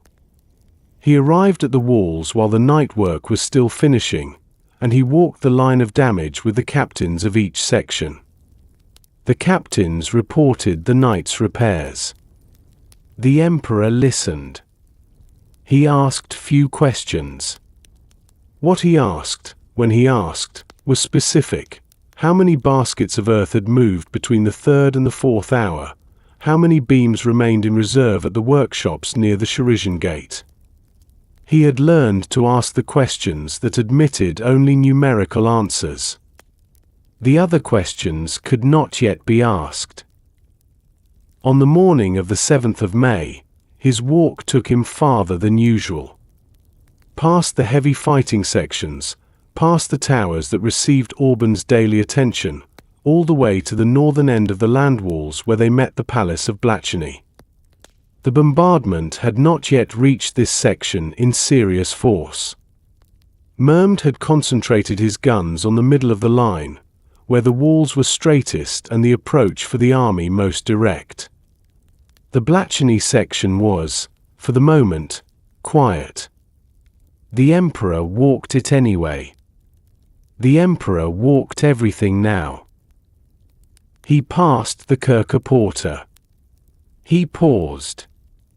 Francis, walking behind him, noted the pause and made a small notation in the tablet he carried, a tablet that did not survive the fall of the city, though the notes from it survived in the memoirs Francis would write decades later, in exile in the Peloponnese. The emperor reached out and tested the bolt of the small door. It was drawn. The door was locked. He turned to the captain of that section, a man whose name Francis does record, though the name does not concern us here, and asked who held the key. The captain answered that the keys to the small gates of the Blachany section were held in the guardhouse near the palace. The emperor asked how often the small gates were inspected. The captain answered, regularly. The emperor asked when *regularly* had last meant a specific day. The captain could not answer. Constantine looked at the door for a few more seconds. Then he moved on. The Kirche Porter, behind him, remained bolted. The city, watching the exchange, did not yet understand what it had witnessed. Neither did Francis. The notation in his tablet was brief. The emperor inquired about the small gates near Blachany and would be transcribed, decades later, into a memoir that few would read until centuries after that. The conversation was an administrative detail. Administrative details, in cities about to fall, are rarely the details the chroniclers remember. But the city remembered. The city had begun, that May, to remember everything. If this story has held you here, until the middle of the siege, and the middle is what this is, the fulcrum, the moment from which the rest cannot be undone, then the small gesture of staying matters. A subscription. A like, quietly given. A comment, if a thought has come to you that wants to be left behind. The archive does not ask loudly. It only asks for what the listening itself already suggests, that some stories deserve the time they take. And now, back to the walls. The Emperor's walk continued that morning into sections where the bombardment had been heavier. The night repairs were holding. The numerical questions had numerical answers. Giustiniani met him at the gate of St. Romanus, and they spoke briefly about the next 48 hours. The gun, that day, would fire 17 times. The repairs that night would absorb what the gun had done. The arithmetic would continue. The convergence would continue. Behind them, kilometers to the north, the Kirche Porter was bolted. The captain who held the keys went back to the guardhouse. He noted the Emperor's visit in the daily log. He did not note the question about the small gates. The log would not survive the fall. The small gates would. The prophecy was old. Older than any of the men who repeated it that May. It was said to have been written in the time of the founding, though no one could produce the manuscript, and the men who claimed to have seen the manuscript had always seen it elsewhere, in another monastery, in another century. The prophecy said that Constantinople would fall only under a darkened moon. A waxing moon would protect her. A full moon would protect her. Only when the moon was eaten by shadow would the walls be permitted to fail. For 1100 years, the prophecy had been a comfort. Eclipses were rare. The city was eternal. The two facts had aligned, generation after generation, to mean the same thing. On the night of the 22nd of May, the moon rose full over the Sea of Marmara. The defenders on the walls noted it without alarm. The prophecy required darkness, not light. A full moon was the prophecy's opposite. The men relaxed slightly into their watch. An hour after moonrise, the shadow began. It was a partial eclipse. Astronomers in later centuries would calculate it precisely, the Earth's shadow crossing the lunar disk at an oblique angle, covering perhaps half of the surface at its maximum. The defenders on the walls did not have the language of orbital mechanics. They had the prophecy. And the prophecy did not specify the size of the shadow. It specified only its existence. The moon, which had risen full, was being eaten by something the city had been told to fear for 1,000 years. The watchman on the southern tower saw it first. He did not call out. He stood for several minutes simply looking, the way a man looks at a wound on his own body that he had not noticed until he undressed. Then he descended the tower and walked, without running, to the guardhouse, and he said to the captain on duty, "The moon." The captain went out to look. The captain went to wake his superior. The superior went to wake another. Within an hour, the city was awake. People came out of their houses. They came out without lamps, because the moon, even half darkened, still gave more light than any lamp. They stood in the streets and on the rooftops and in the open spaces of the forums, and they looked up. No one shouted. No one prayed aloud. The city had passed, in those weeks, beyond the noise of fear into the quieter register that fear acquires when it has been held too long. The eclipse moved across the moon at the pace of an unhurried hand drawing a curtain. The people watched. In the imperial palace, Constantine was woken. He went to the window of his chamber. Francis was sent for. When Francis arrived, the emperor was already dressed, standing at the window with his hands behind his back. They looked at the moon together for a long time. Francis wrote later that the emperor said only one sentence the entire time they watched. He said, "The prophecy is a story." Then he closed his eyes and did not open them until the worst of the shadow had passed. Across the walls, in the Ottoman camp, the eclipse was also seen. Merm's astronomers, and he employed astronomers, several of them, retained at considerable expense, had predicted it. They had known the date for months. In the Sultan's tent that night, the eclipse was discussed not as omen but as opportunity. The defenders, Merm's advisors told him, would interpret the shadow according to their prophecy. The city's morale would break before the walls did. The siege had been measuring stone against stone for 6 weeks. The next measurement would be of a different material.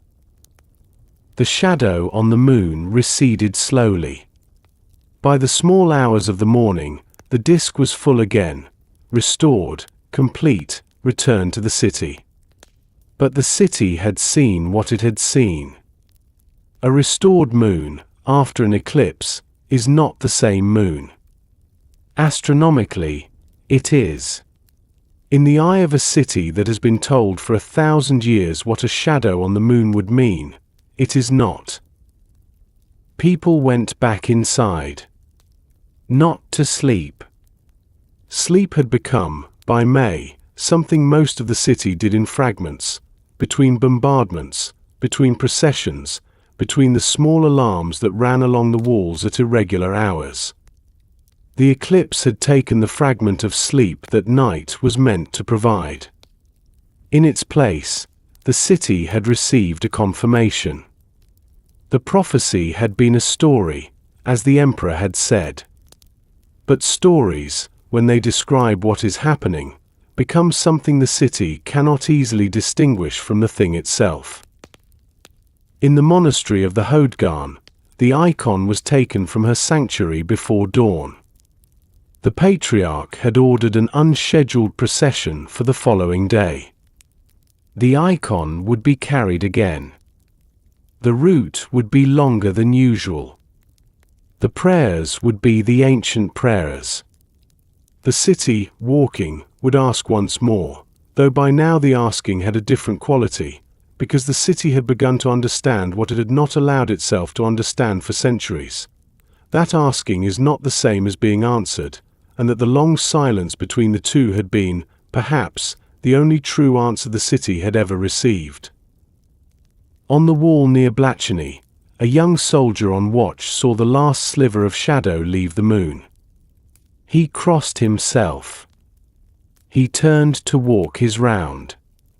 His patrol took him past a small door, bolted, intact, unremarkable in the dark, that he had walked past every night for a month without noticing. He did not notice it now.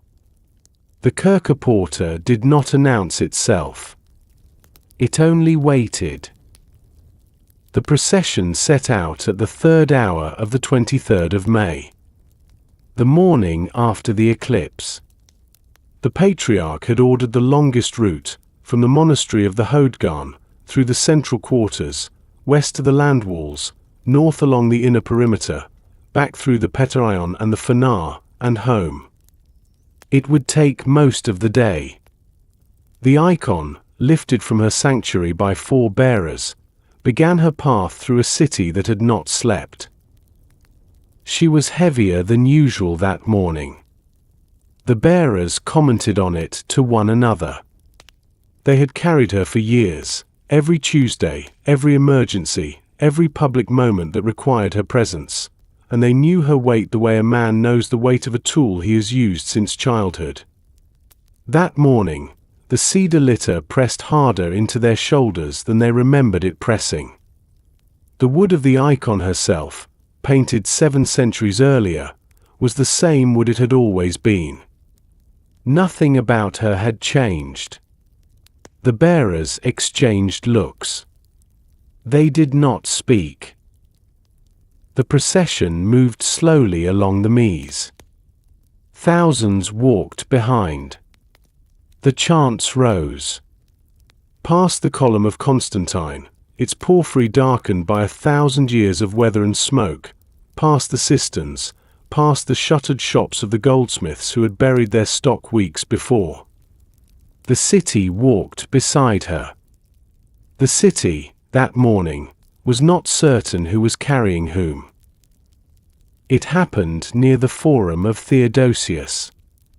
The procession was crossing an open space paved in marble worn smooth by centuries of feet, slightly uneven in places where the foundations beneath had settled. One of the bearers, chroniclers disagree which one, the front right or the rear left, stumbled. A single misstep. His foot caught a raised edge of stone. The litter tipped. The bearers tried to catch it. They could not. The icon slid from the cedar. She fell, not far, perhaps the height of a man's hip, and struck the marble with the flat of her painted face. The sound was small. Wood on stone. A muted, terminal sound, the kind that belongs to objects that are not supposed to fall. The procession stopped. The chants stopped. Thousands of people who had been walking, praying, breathing in rhythm, all stopped in the same instant. The clergy at the front turned and ran back. The bearers were already kneeling, trying to lift her. They could not. The icon, which had weighed too much at the beginning of the procession, now weighed too much to raise from the ground. 6 men tried. Then 8. The icon remained where she had fallen, face down on the marble of the Forum of Theodosius, the gold leaf of her halo flat against the stone of a city she had been brought into the world to protect. Ducas recorded the moment in a single sentence. Asterisk, and when she fell, no man could lift her. Asterisk. He did not elaborate. The chronicle moves on. But what Ducas did not write, the city felt. The icon was not heavy. The wood of her had not changed. What had changed was the agreement between her and the city, the unspoken treaty that she was the one carrying them, and that the carrying was effortless, and that the procession was a courtesy extended in both directions. The treaty had ended on the marble. What remained was a wooden object that had stopped pretending to be light. Finally, after how long, the chroniclers cannot agree, she was raised. 12 men, by some accounts. By others, a sudden movement, as if the weight had simply released itself when whatever had wanted to keep her on the ground had finished saying what it needed to say. She was returned to the cedar litter. The procession resumed. Within minutes, the sky darkened. A storm broke over the city, sudden, violent, out of season. Hail fell on the procession. Hail in late May, in Constantinople, was not impossible but was rare enough to be remembered by everyone who experienced it. The streets flooded within an hour. Children were swept short distances by water moving faster than water should move on a city's streets. The procession dissolved. The icon was carried back to the Hodegarn at a half-run, by clergy whose vestments were soaked and whose chants had been replaced by the labored breathing of men trying to keep an ancient object from drowning in a street. She was returned to her sanctuary. The doors were closed. The storm continued for another hour, then stopped as abruptly as it had begun. The sky cleared. The marble of the Forum of Theodosius, where she had fallen, was washed clean of the morning's footprints. The city looked at the empty square. The city understood. The procession that had gone out that morning would not be repeated. The icon, whatever she was, whatever she had been, had said the last thing she intended to say. In the monastery, the bearers sat in the antechamber. Their shoulders ached. One of them, the one who had stumbled, or the one who had not, the records disagree, wept quietly with his face in his hands. No one spoke to him. The others sat with him in the silence, which was, by that afternoon, the only language the city still had that worked. It was seen first by a sailor on the deck of a Venetian galley anchored inside the Golden Horn. He was finishing his watch. Past midnight, the night of the 23rd into the 24th of May. The storm had cleared. The sky over the city was the dark and ordinary sky of a spring night with too many stars. He looked up, by chance, toward the south, toward the great dome that rose above the rooftops of Constantinople like a hill placed there by human hands, and he saw the light. It was at the top of the dome. A small, pale flame, or what looked like a flame. It did not flicker the way a torch flickers. It did not move. It rested on the apex of the Hagia Sophia where, in the daylight, the great cross stood, and it gave off a light that the sailor would describe later as the color of cold milk. He called the man beside him. The two of them stared. Within minutes, the entire watch of the galley was on deck. Within an hour, the watches of every Christian ship in the Golden Horn had seen it. The light did not move. It did not grow. It did not extinguish. It only sat on the dome. Modern readers, those who have read the Chronicles with the benefit of later centuries, recognize what the sailors saw. St. Elmo's fire. An electrical discharge, common on tall structures in certain atmospheric conditions, particularly after thunderstorms.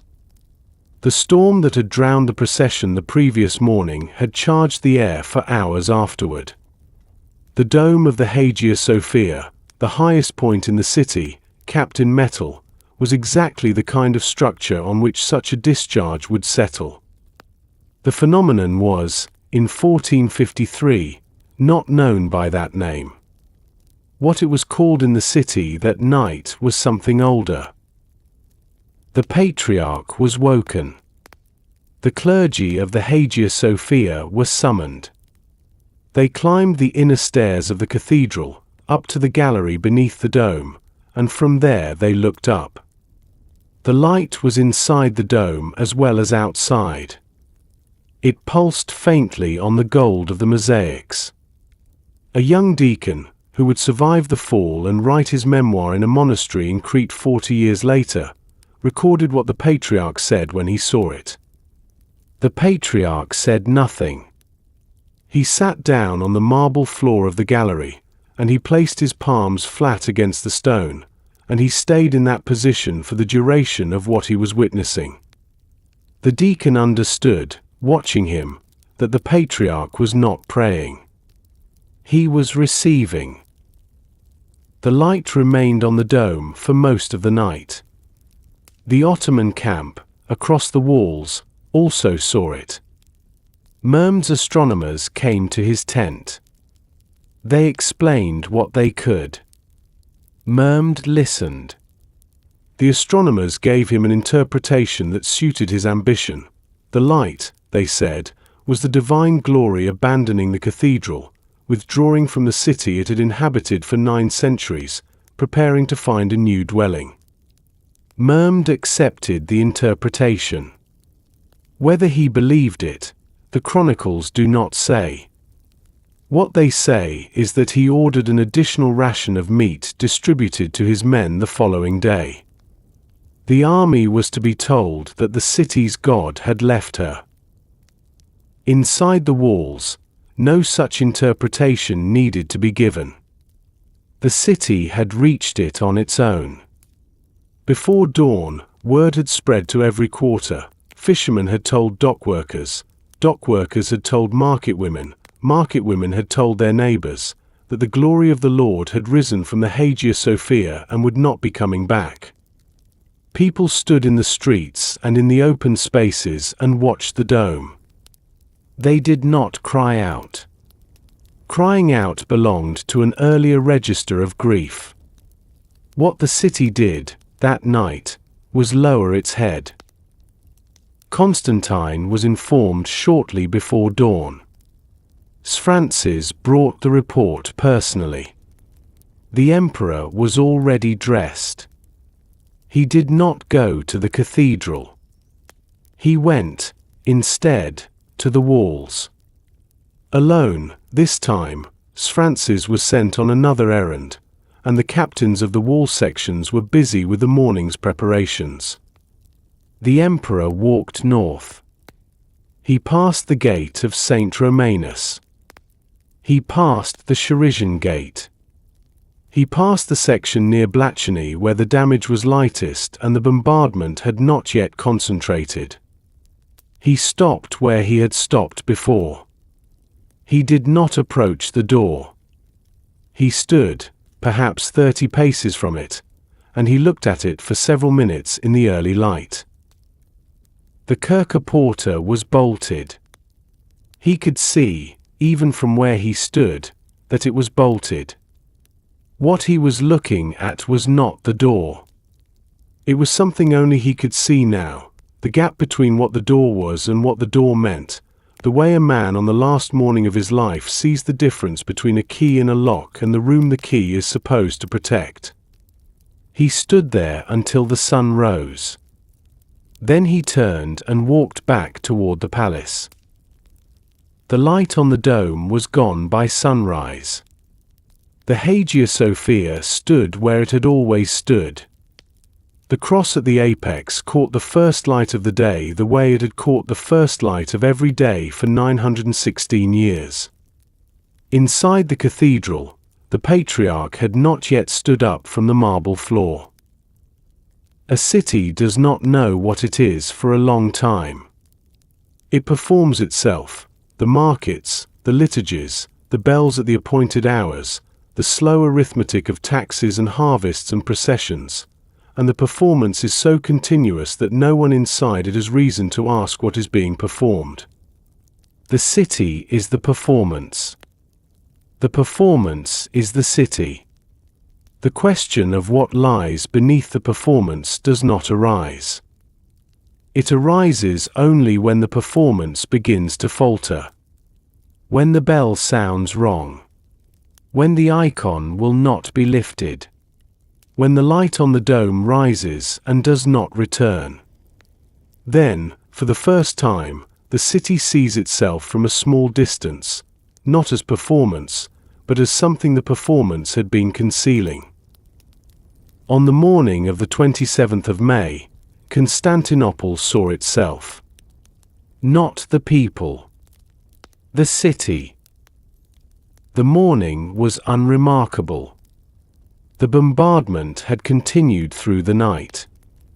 The repairs had continued. The watch had rotated at the usual hours. No new omen had arrived. No new attack had begun. It was, in the calendar of those last days, an ordinary morning, and the city, which had absorbed an eclipse and a fallen icon and a light on its cathedral in the space of 5 days, found in the very ordinariness of the morning the thing it had not yet been able to find in any of the omens. What it found was this: 1123 years of bells. 1123 years of footsteps on the same marble. 1123 years of emperors crowned in the same cathedral, of patriarchs raised in the same hierarchy, of liturgies sung in the same Greek, of children born and named and buried in the same earth, and all of it, the entire weight of it, had been arranged in the direction of this morning. The morning was not an interruption of the city's life. The morning was the destination of it. Every previous siege had been a rehearsal. Every previous bell had been a counting down. The city, which had thought of itself as eternal, which had been told it was eternal by every text written within its walls, understood that morning, that eternity had been a description of duration, not of destiny. It had lasted a very long time. It had not lasted forever. The two things were not the same. The understanding arrived without ceremony. It did not require the population to gather. It did not require an announcement. It moved through the city the way a shadow moves through water, visible to anyone who happened to be looking in the right direction, invisible to those who were not. A woman drawing water at a cistern set down her jar and did not pick it up again for some time. A baker, kneading at the same bench he had kneaded at for 40 years, paused with his hands in the dough and looked toward the door of his shop, though no one had come in. A clerk in the imperial archives, copying a register of the holdings of a monastery that had been dissolved a century earlier, looked at the page in front of him and recognized, with a strange and uninvited clarity, that the work he was doing would never be filed by anyone. None of them named what they felt. The naming was a thing the city did on their behalf. The walls felt it too. Not as masonry. Masonry does not feel. As accumulated agreement. The walls had been the agreement between Constantinople and the world for 1,000 years, and the agreement had been entered into by both parties without ever being signed. On the 27th of May, the unsigned agreement was being unwritten, not by the gun, not by the army, not even by Murmd. By the city itself. The walls would still stand for 2 more days. But the thing they had been standing for had quietly stepped away from them, sometime between the eclipse and the morning, and would not return. Constantine knew. He knew in the way the city knew, not as a fact one can speak, but as a fact one can stop pretending not to know. He had known, perhaps, for weeks. Perhaps since the morning the ships had crossed the land. Perhaps since his coronation in Mistra, when he had been crowned with a circlet because there was no crown. The knowing did not change his work. He continued to inspect the walls. He continued to ask the numerical questions. He continued to walk among his men. What had changed was the relationship between the work and its purpose. The work was no longer being done in order to win. It was being done in order to be the work that was being done when the end arrived. Late in the afternoon of the 27th, a single bird, a small grey and white shorebird of a kind common to the Bosphorus, landed on the parapet of a tower near the gate of St. Romanus. A soldier on watch noticed it. It preened for a moment. It turned its head toward the city, then toward the Ottoman camp on the plain. Then it lifted into the air and flew west, low across the moat, low over the lines of the besieging army, and did not return. The soldier watched it go. He did not mention it to anyone. The bird was, after all, only a bird. But the city had begun to count things, that no one had ever thought to count before. The envoy came on horseback under a white banner. Late in the morning of the 28th of May. A single rider, accompanied by 2 attendants, riding from the Ottoman camp toward the Sharizan gate at a deliberate pace, slow enough to be unmistakable, slow enough to be received as a formality rather than a feint. The defenders on the walls watched him approach. They had been told to expect him. The protocols of medieval warfare, even at this late hour, still applied. He was Ismail Hamza, a Greek-speaking nobleman in the Ottoman service, one of several such men in Mehmed's court, men whose grandfathers had been Byzantine subjects and whose own loyalty had migrated, in the way loyalty migrates in centuries when empires are being reshaped. He carried a letter sealed with the Sultan's tura. The gate was opened for him. He was escorted, with the courtesies due to an ambassador, to the imperial palace. Constantine received him in the Great Hall, or what served as the Great Hall in those final days, since most of the palace had been emptied of its furnishings and given over to military council. The emperor was dressed plainly. The senators who remained in the city, perhaps a dozen of them, stood along the walls. Francis was present. Giustiniani was present, summoned from the walls for the duration of the audience. The room was quiet in the particular way a room becomes quiet when everyone in it understands that what is about to be said will be remembered. The letter was read aloud, first in Turkish by the envoy, then in Greek by a court translator. The offer was generous, by the standards of sieges in that century. Constantine and his family could leave the city in peace, with their personal possessions, their treasury, and as many of the senators and clergy as wished to accompany them. They would be given safe passage to the Peloponnese. The city itself would be spared, its walls would not be razed, its churches would not be burned, its population would not be enslaved. Constantinople would become a tributary city under the Ottoman flag. Its people would retain their religion, their language, their customs. The Sultan was prepared, the letter said, to be the city's protector rather than its conqueror. The offer was not new. A version of it had been sent 2 weeks earlier, and a version had been sent before the siege began. Constantine had declined both. The envoy waited now for the third refusal, or for the answer that would make the refusals retrospectively unnecessary. Constantine stood. He thanked the envoy formally, in Turkish, a language he had learned as a young man, the way Byzantine princes had learned it for 2 centuries. Then he switched to Greek, and he gave the answer that George Francis would copy verbatim into his memoir, that Ducas would record in his chronicle, and that Critobulus on the other side would preserve in his history of Mehmed. The 3 accounts vary in their exact phrasing. The substance is the same. To give you the city is neither in my power nor in the power of anyone who dwells within it. For all of us, of our own free will, will die, and not spare our lives. The envoy did not respond. He had not been authorized to respond. He bowed, accepted a return letter the emperor had prepared in advance, its contents unknown, but its existence noted in Francis, and was escorted from the palace. Within the hour, he had crossed the Sharizan gate in the other direction and was riding back toward the Ottoman camp.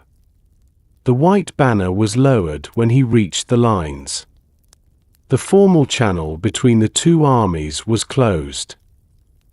The city, which had heard the audience through the open windows of the palace and through the immediate transmission of the conversation by every person who had been present, did not erupt in any direction.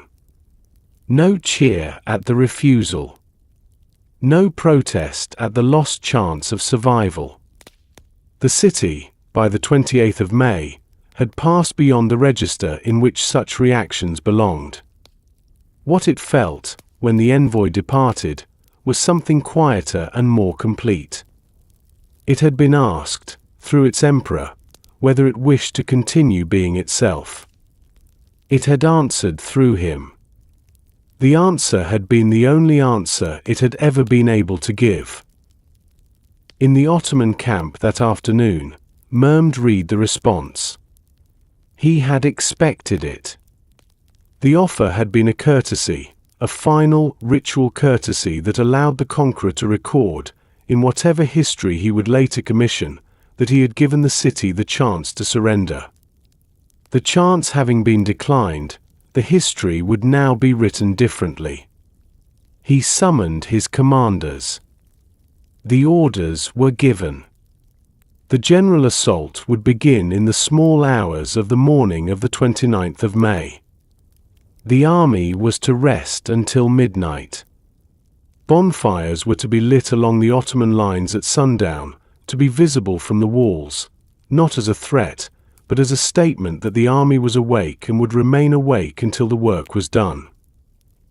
The bonfires were lit at the appointed hour.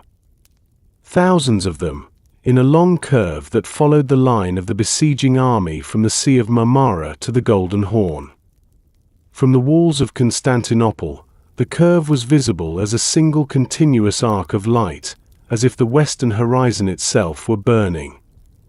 The defenders watched. The city watched. The bonfires did not flicker the way ordinary fires flicker. They burned steadily, in the discipline of an army that had been told, that evening, that it would not be lighting them again. They went to the cathedral as the sun set on the 28th of May. Not in procession this time. The processions had ended 5 days earlier, on the marble of the Forum of Theodosius.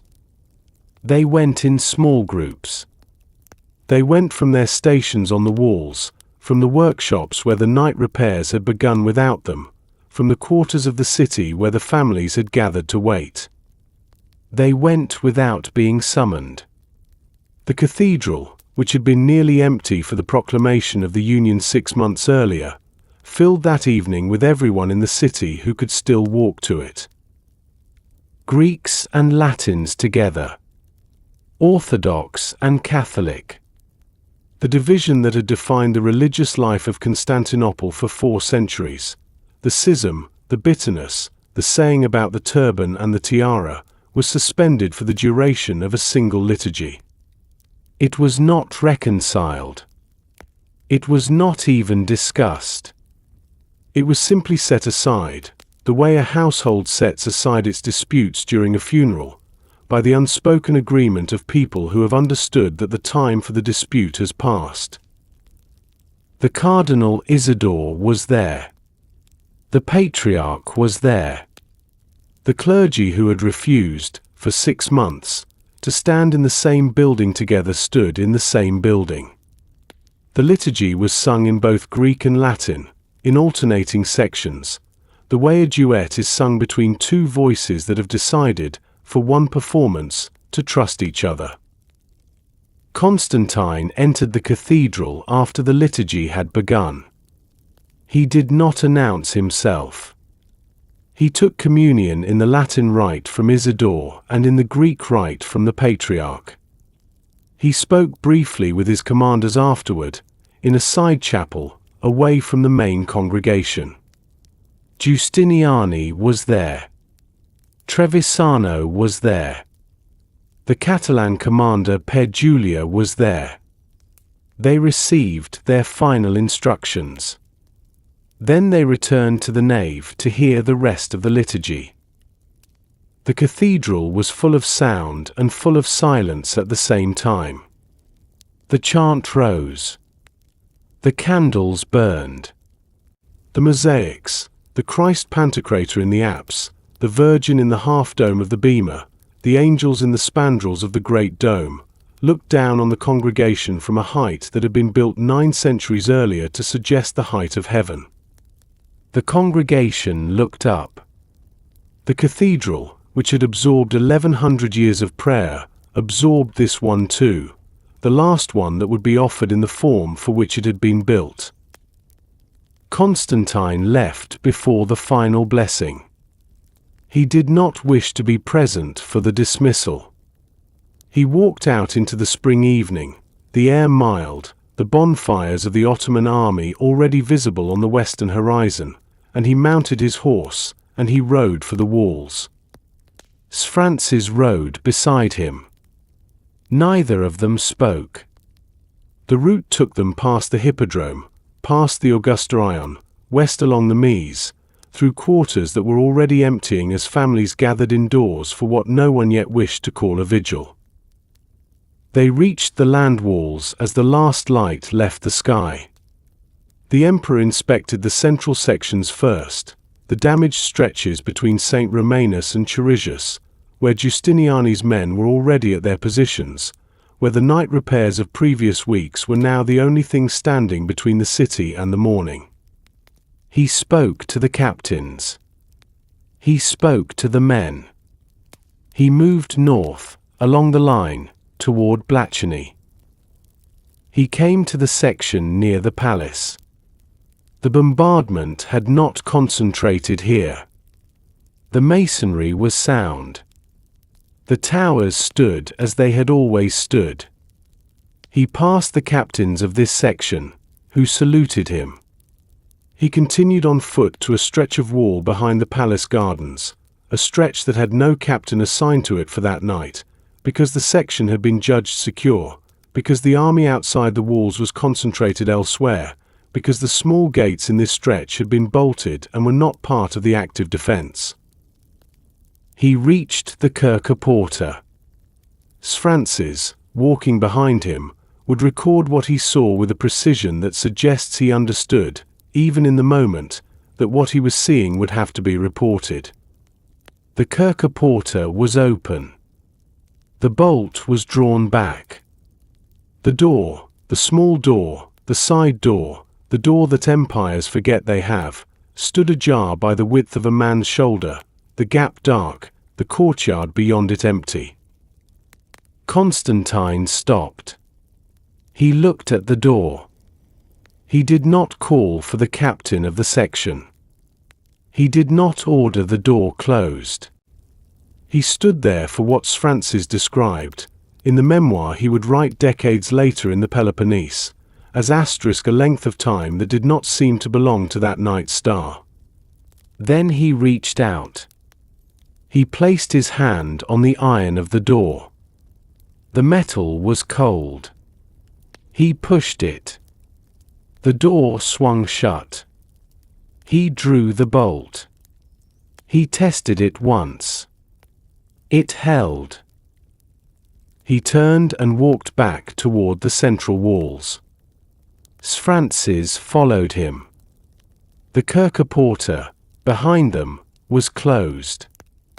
The bolt was drawn. Whoever had opened the door, for whatever errand, by whatever inattention, had not been there when the emperor passed. The door, sealed by the emperor's own hand on the last night of the city, would remain sealed for as long as no one opened it again. The city, watching, understood the gesture. The city did not yet understand that the gesture was not, by itself, enough. The assault began at 1:30 in the morning. The bonfires that had burned steadily on the western horizon all evening went dark in a single coordinated extinguishing, a discipline the chroniclers on the walls noted with a kind of detail that only fear sharpens. The Ottoman lines, which had been visible as a continuous arc of light, became, in the space of a few breaths, a continuous arc of nothing. Then the drums began. Then the trumpets. Then the cry of 70,000 men moving toward the walls. The first wave was the Bashabazouks, irregulars, volunteers, men from the Anatolian villages and the Balkan frontier who had attached themselves to the army in the hope of plunder. They were sent first because they were expendable. Mehmed had calculated the morning carefully. The defenders would be exhausted by the time the better troops arrived. The irregulars would die in numbers that the chroniclers, on both sides, would later refuse to estimate. Their bodies, by the second hour, lay in the moat in a layer deep enough that the men behind them no longer needed ladders for the lower sections. The defenders held. Giustiniani directed the central sections personally. The Genos, the Greeks, the Venetians, the Catalans, they fought from positions they had defended for 53 days, and they held the line through the first wave and into the second. The second wave was Anatolian regulars. Better armed. Better disciplined. Fighting in coordinated formations rather than in the surge of the Bashabazouks. They reached the breaches in the outer wall. They poured into the space between the outer and inner walls. The defenders pushed them back, at terrible cost, and the second wave fell away before dawn. The third wave was the Janissaries. Mehmed's personal infantry, Christian-born boys taken in the Devshirme, raised in the household of the Sultan, trained from childhood as soldiers. The Janissaries did not fall away. They came forward in the cold blue hour before sunrise, in disciplined ranks, and they reached the walls and they did not retreat. It was during the third wave that Giustiniani was wounded. The accounts disagree on where the wound was, the chest, the leg, the arm. They agree on the consequence. He was carried from the wall, conscious, bleeding heavily, and taken through the small gate behind him to be treated. Constantine met him as he was being carried. The emperor begged him to stay. Giustiniani refused. He was loaded onto a ship in the harbor and would die at sea within the week. The Genos, seeing their commander leave, began to leave with him. The line at the central sections wavered. The line did not break. The line did not break at the central sections. The line broke somewhere else. Far to the north, in the section behind the Palace of Blachany, the night had been quieter than the night at St. Romanus. The Ottoman attack here was a diversion, a smaller force, ordered to keep the defenders pinned to this section while the main assault concentrated on the central walls. The diversion had been holding the attention of perhaps 300 defenders. Around 2 in the morning, a small group of those defenders had been ordered to make a sortie, a counterattack through one of the side gates, to harass the Ottoman flank and force them to slow their advance. The sortie went out. The men fought briefly in the darkness outside the walls. They came back through the same gate they had left. The last man through, in the haste of the return, in the dark, in the urgency of the moment, did not draw the bolt behind him. The Kirche Porta. The door the emperor had closed with his own hand 8 hours earlier. Closed again now, but unbolted. Pressed shut by its own weight, looking from any distance exactly as it had looked when sealed, distinguishable from sealed only by a hand testing the iron at close range. No hand tested it. The defenders of the section returned to their positions on the walls above. The diversion continued. The night moved toward dawn. Somewhere along the Ottoman line, by chance, by reconnaissance, by the small ordinary luck that decides the fate of cities, a party of perhaps 50 Janissaries approached the wall behind Blachany on foot, looking for any weakness, any unguarded approach. They found the door. They pushed it. It opened. They entered the city. They did not announce themselves. They climbed the inner stairs of the tower beside the Kerkerporta. They reached the parapet. They raised an Ottoman banner on the tower. The defenders on the walls to the south, looking back as the first light of morning touched the city, saw the banner behind them. They did not understand what they were seeing for several seconds. A banner behind them. Behind. Inside. The cry went up along the walls. Asterisk, the city is taken. Asterisk. It was not yet true. The walls still held. The Ottoman main assault was still being fought back at St. Romanus. The 50 Janissaries on the tower at Blachany were 50 men in a city of 50,000 defenders and civilians. But the cry, once raised, became its own truth. Defenders looked back, saw the banner, and ran. Others, seeing them run, ran. The line that had held for 53 days began to dissolve from within, not at the point of greatest pressure, but at the point of greatest surprise. The Kerkerporta stood open. The bolt lay drawn. The city, which had asked for so long what would decide its fate, had received its answer in the form of a door that one tired man had failed to close. A door is not an important thing. Cities are built of thousands of them. Most are forgotten by the men who use them, opened in the morning, closed at night, taken for granted in the way all instruments of daily life are taken for granted by the people whose lives depend on them. A door is not, in any catalogue of what a city is, a significant entry. It is a small interruption in a wall, fitted with hinges, fitted with a bolt, designed to be both a passage and a barrier depending on the hour and the hand. The Kerkerporta was such a door. It had been such a door for centuries. Now, in the grey light of the 29th of May, it became the only door in Constantinople. All the other doors of the city, the great gates, the sea gates, the gates of churches and palaces and warehouses, became, in the moments after the banner went up on the tower beside it, less significant than the small bolted opening behind the palace of Blachany that had been left unbolted by a man whose name no chronicle records. Through it came the 50. Then, when the alarm spread along the Ottoman lines, more. The Janissaries who had found the door called for reinforcements. The reinforcements came. By the time the sun was fully above the eastern horizon, hundreds of Ottoman soldiers had passed through the Kerkerporta into the city.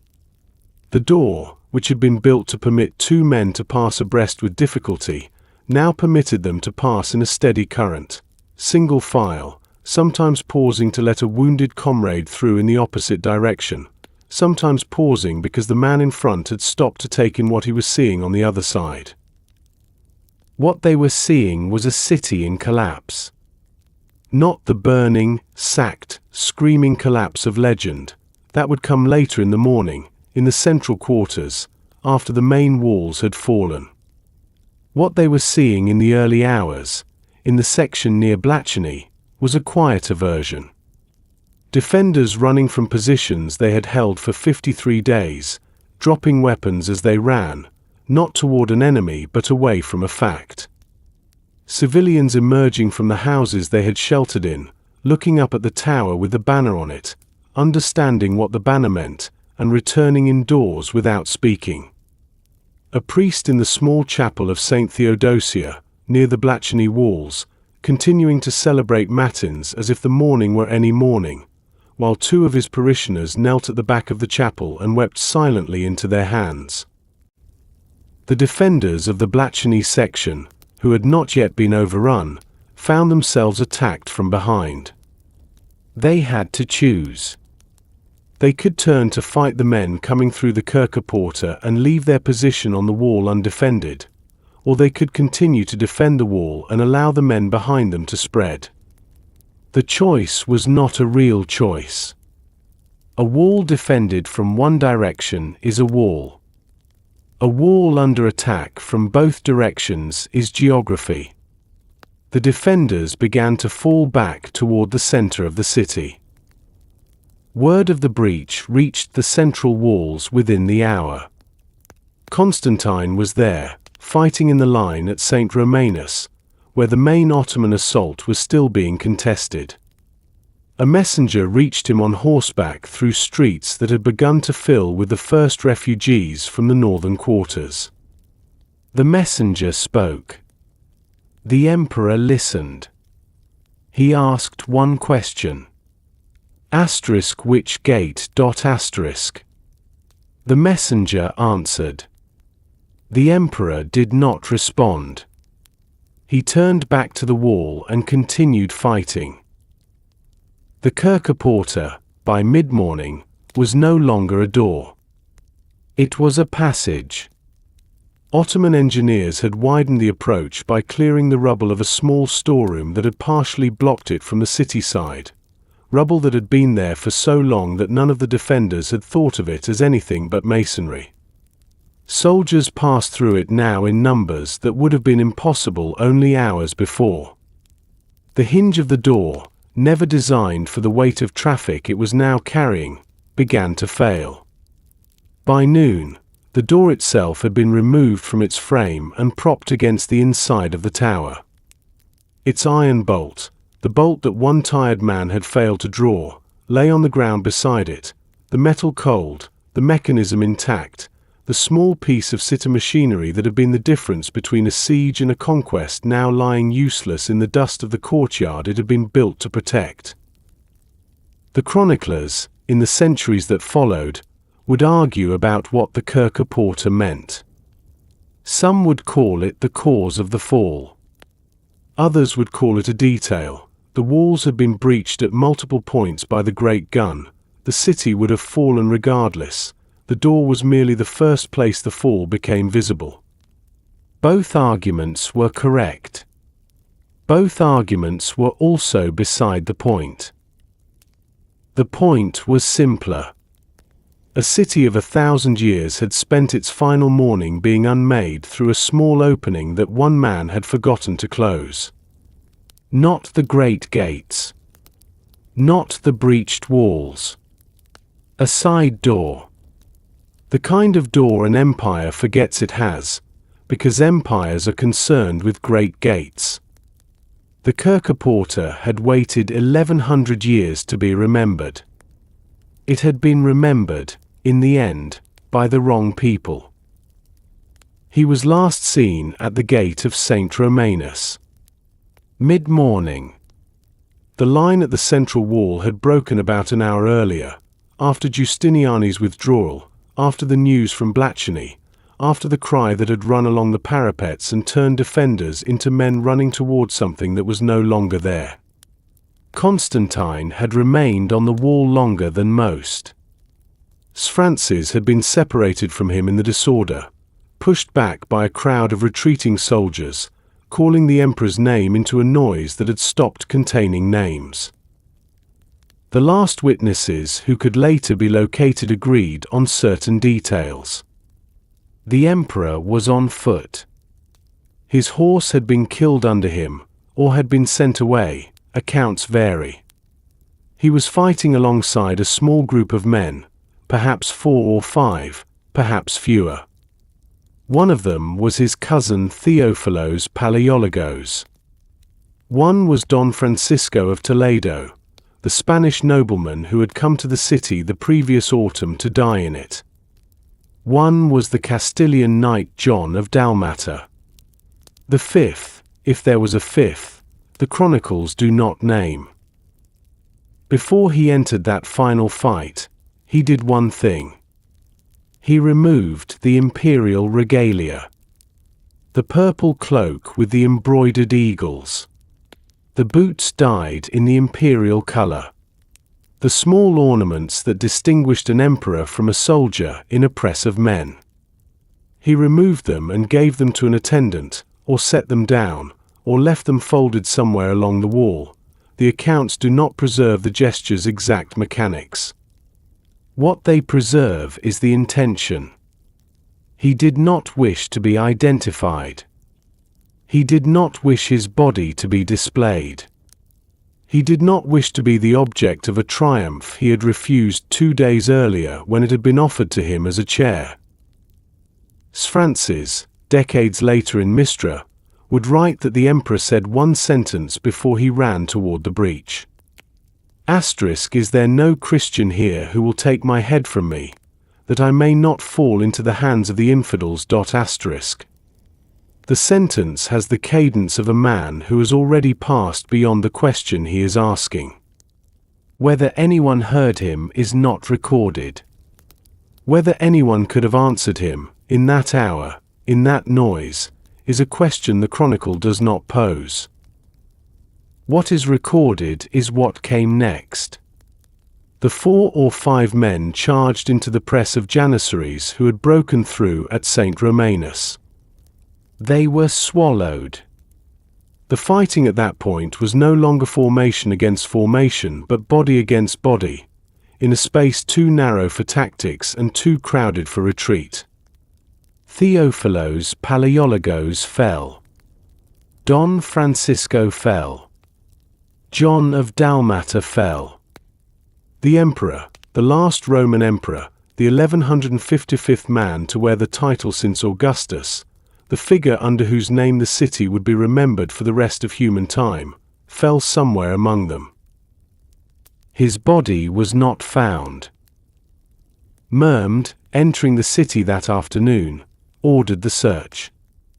The pile of dead at St. Romanus was sorted by Ottoman soldiers and by Greek prisoners who had been pressed into the work. Several bodies were brought forward as possible candidates. A body in fine boots, the boots having survived where the cloak had not, was held aloft and presented to the Sultan. Mehmed examined it. He did not confirm it. Another body was brought. Another. By evening, the search had produced no identification that satisfied the Sultan, the surviving Greek witnesses, or anyone who had seen Constantine alive that morning. The emperor had passed, in the space of a few hours, from a man on a wall to an absence that could not be filled. In the centuries that followed, the absence would become a legend. The Greeks, in the long captivity, would tell each other that the emperor had not died. An angel had taken him from the breach. He had been turned to marble and would sleep beneath the Golden Gate until the day a Christian army returned to the city. The legend was called the Marble Emperor. It was told in villages of the Peloponnese for 400 years. It was told in tavernas in the Fenar quarter of Ottoman Constantinople. It was told, in a different form, by mothers to children for whom the city had become the lost country of a faith. The historians of later centuries dismissed the legend. The emperor had died at the breach. His body had simply been one of the many that day. The pile had been deep. The identification had been imperfect. There was no mystery, only the ordinary cruelty of an ordinary battlefield. The historians were correct. But the legend, even being incorrect, had been carrying something true, that the city had needed its emperor to be unfindable. A dead emperor produced and displayed would have ended Constantinople a second time. An emperor who could not be located, by anyone, on either side, was a small piece of the city that the conquest had not, in the end, completely taken. Outside the walls, the sun rose toward noon. Inside the walls, the city, what was left of it, the streets, the houses, the cathedral that had not yet been entered, continued to exist for a few more hours in the shape it had held for 1,000 years. The emperor was gone. The city had not yet entirely understood that he was gone. When it understood, it would understand many things at once. Mehmed entered the city in the afternoon.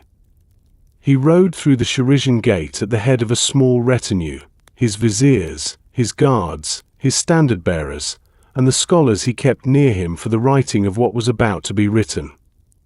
The streets he passed through were not empty, but they were quiet in a way the city had never been quiet before. The doors of the houses were closed. The shutters were drawn. The sound of his horses' hooves on the marble paving stones of the Mies was, for several minutes, the loudest sound in Constantinople. He rode west to east. Past the column of Constantine, its porphyry darkened, the cross at its summit still standing, though the men who would soon climb it to remove it were already gathering at its base. Past the Forum of Theodosius, where 6 days earlier an icon had fallen on marble and could not be lifted. Past the Hippodrome, with its bronze horses that the Venetians had already taken in another century. He came to the square before the Hagia Sophia. He dismounted. He bent down.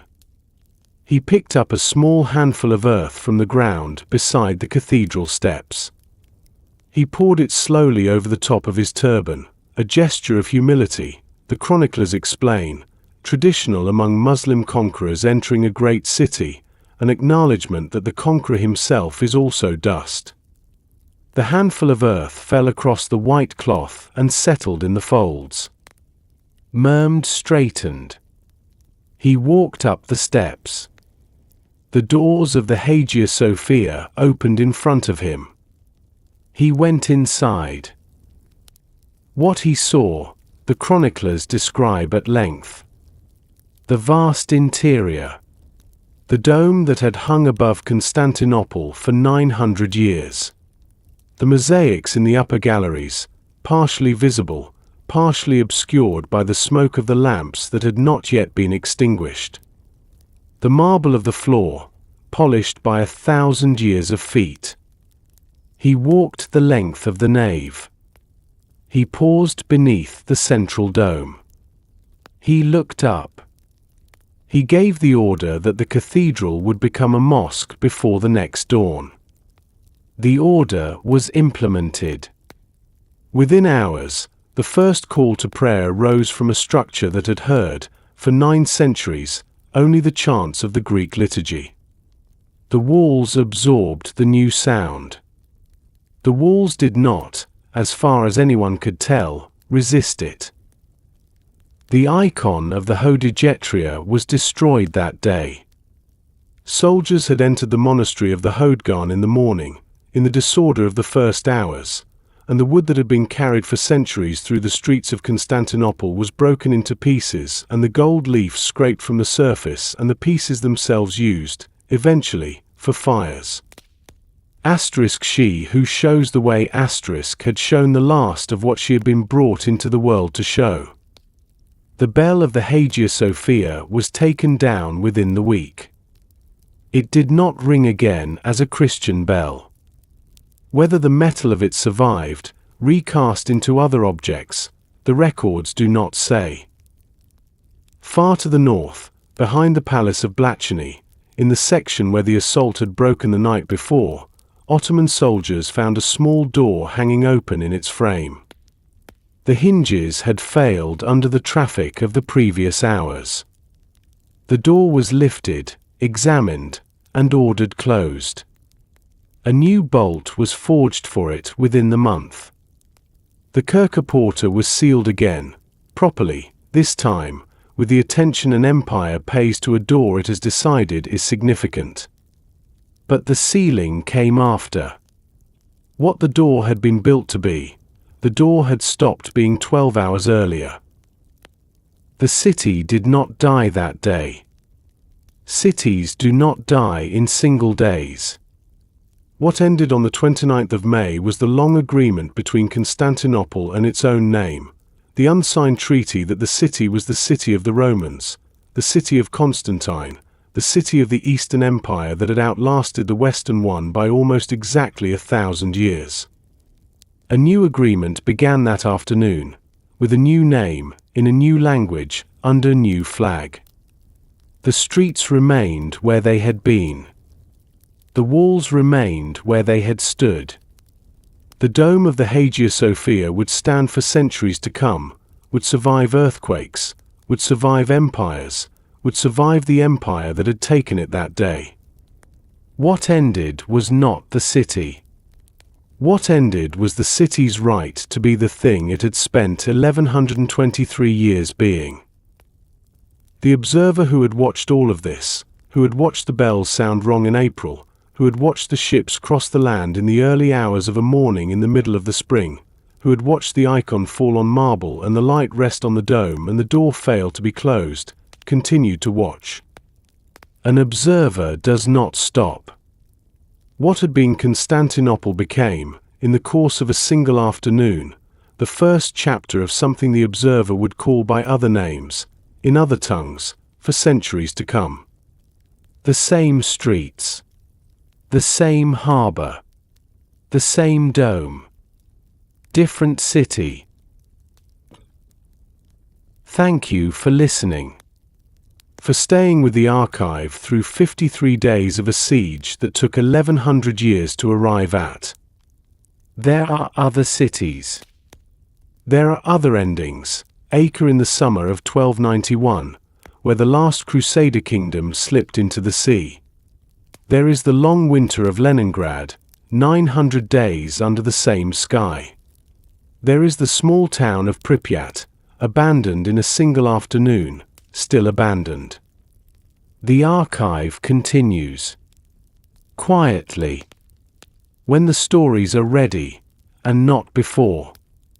If something in this one stayed with you, leave it in a comment, or simply carry it with you for a while. Both are forms of remembering. The bell of the Hagia Sophia rang at the 3rd hour, on a spring morning in 1453, as it had for 916 years. Somewhere between the bronze and the sea walls, the sound arrived wrong. No one could say how. History told with space to breathe.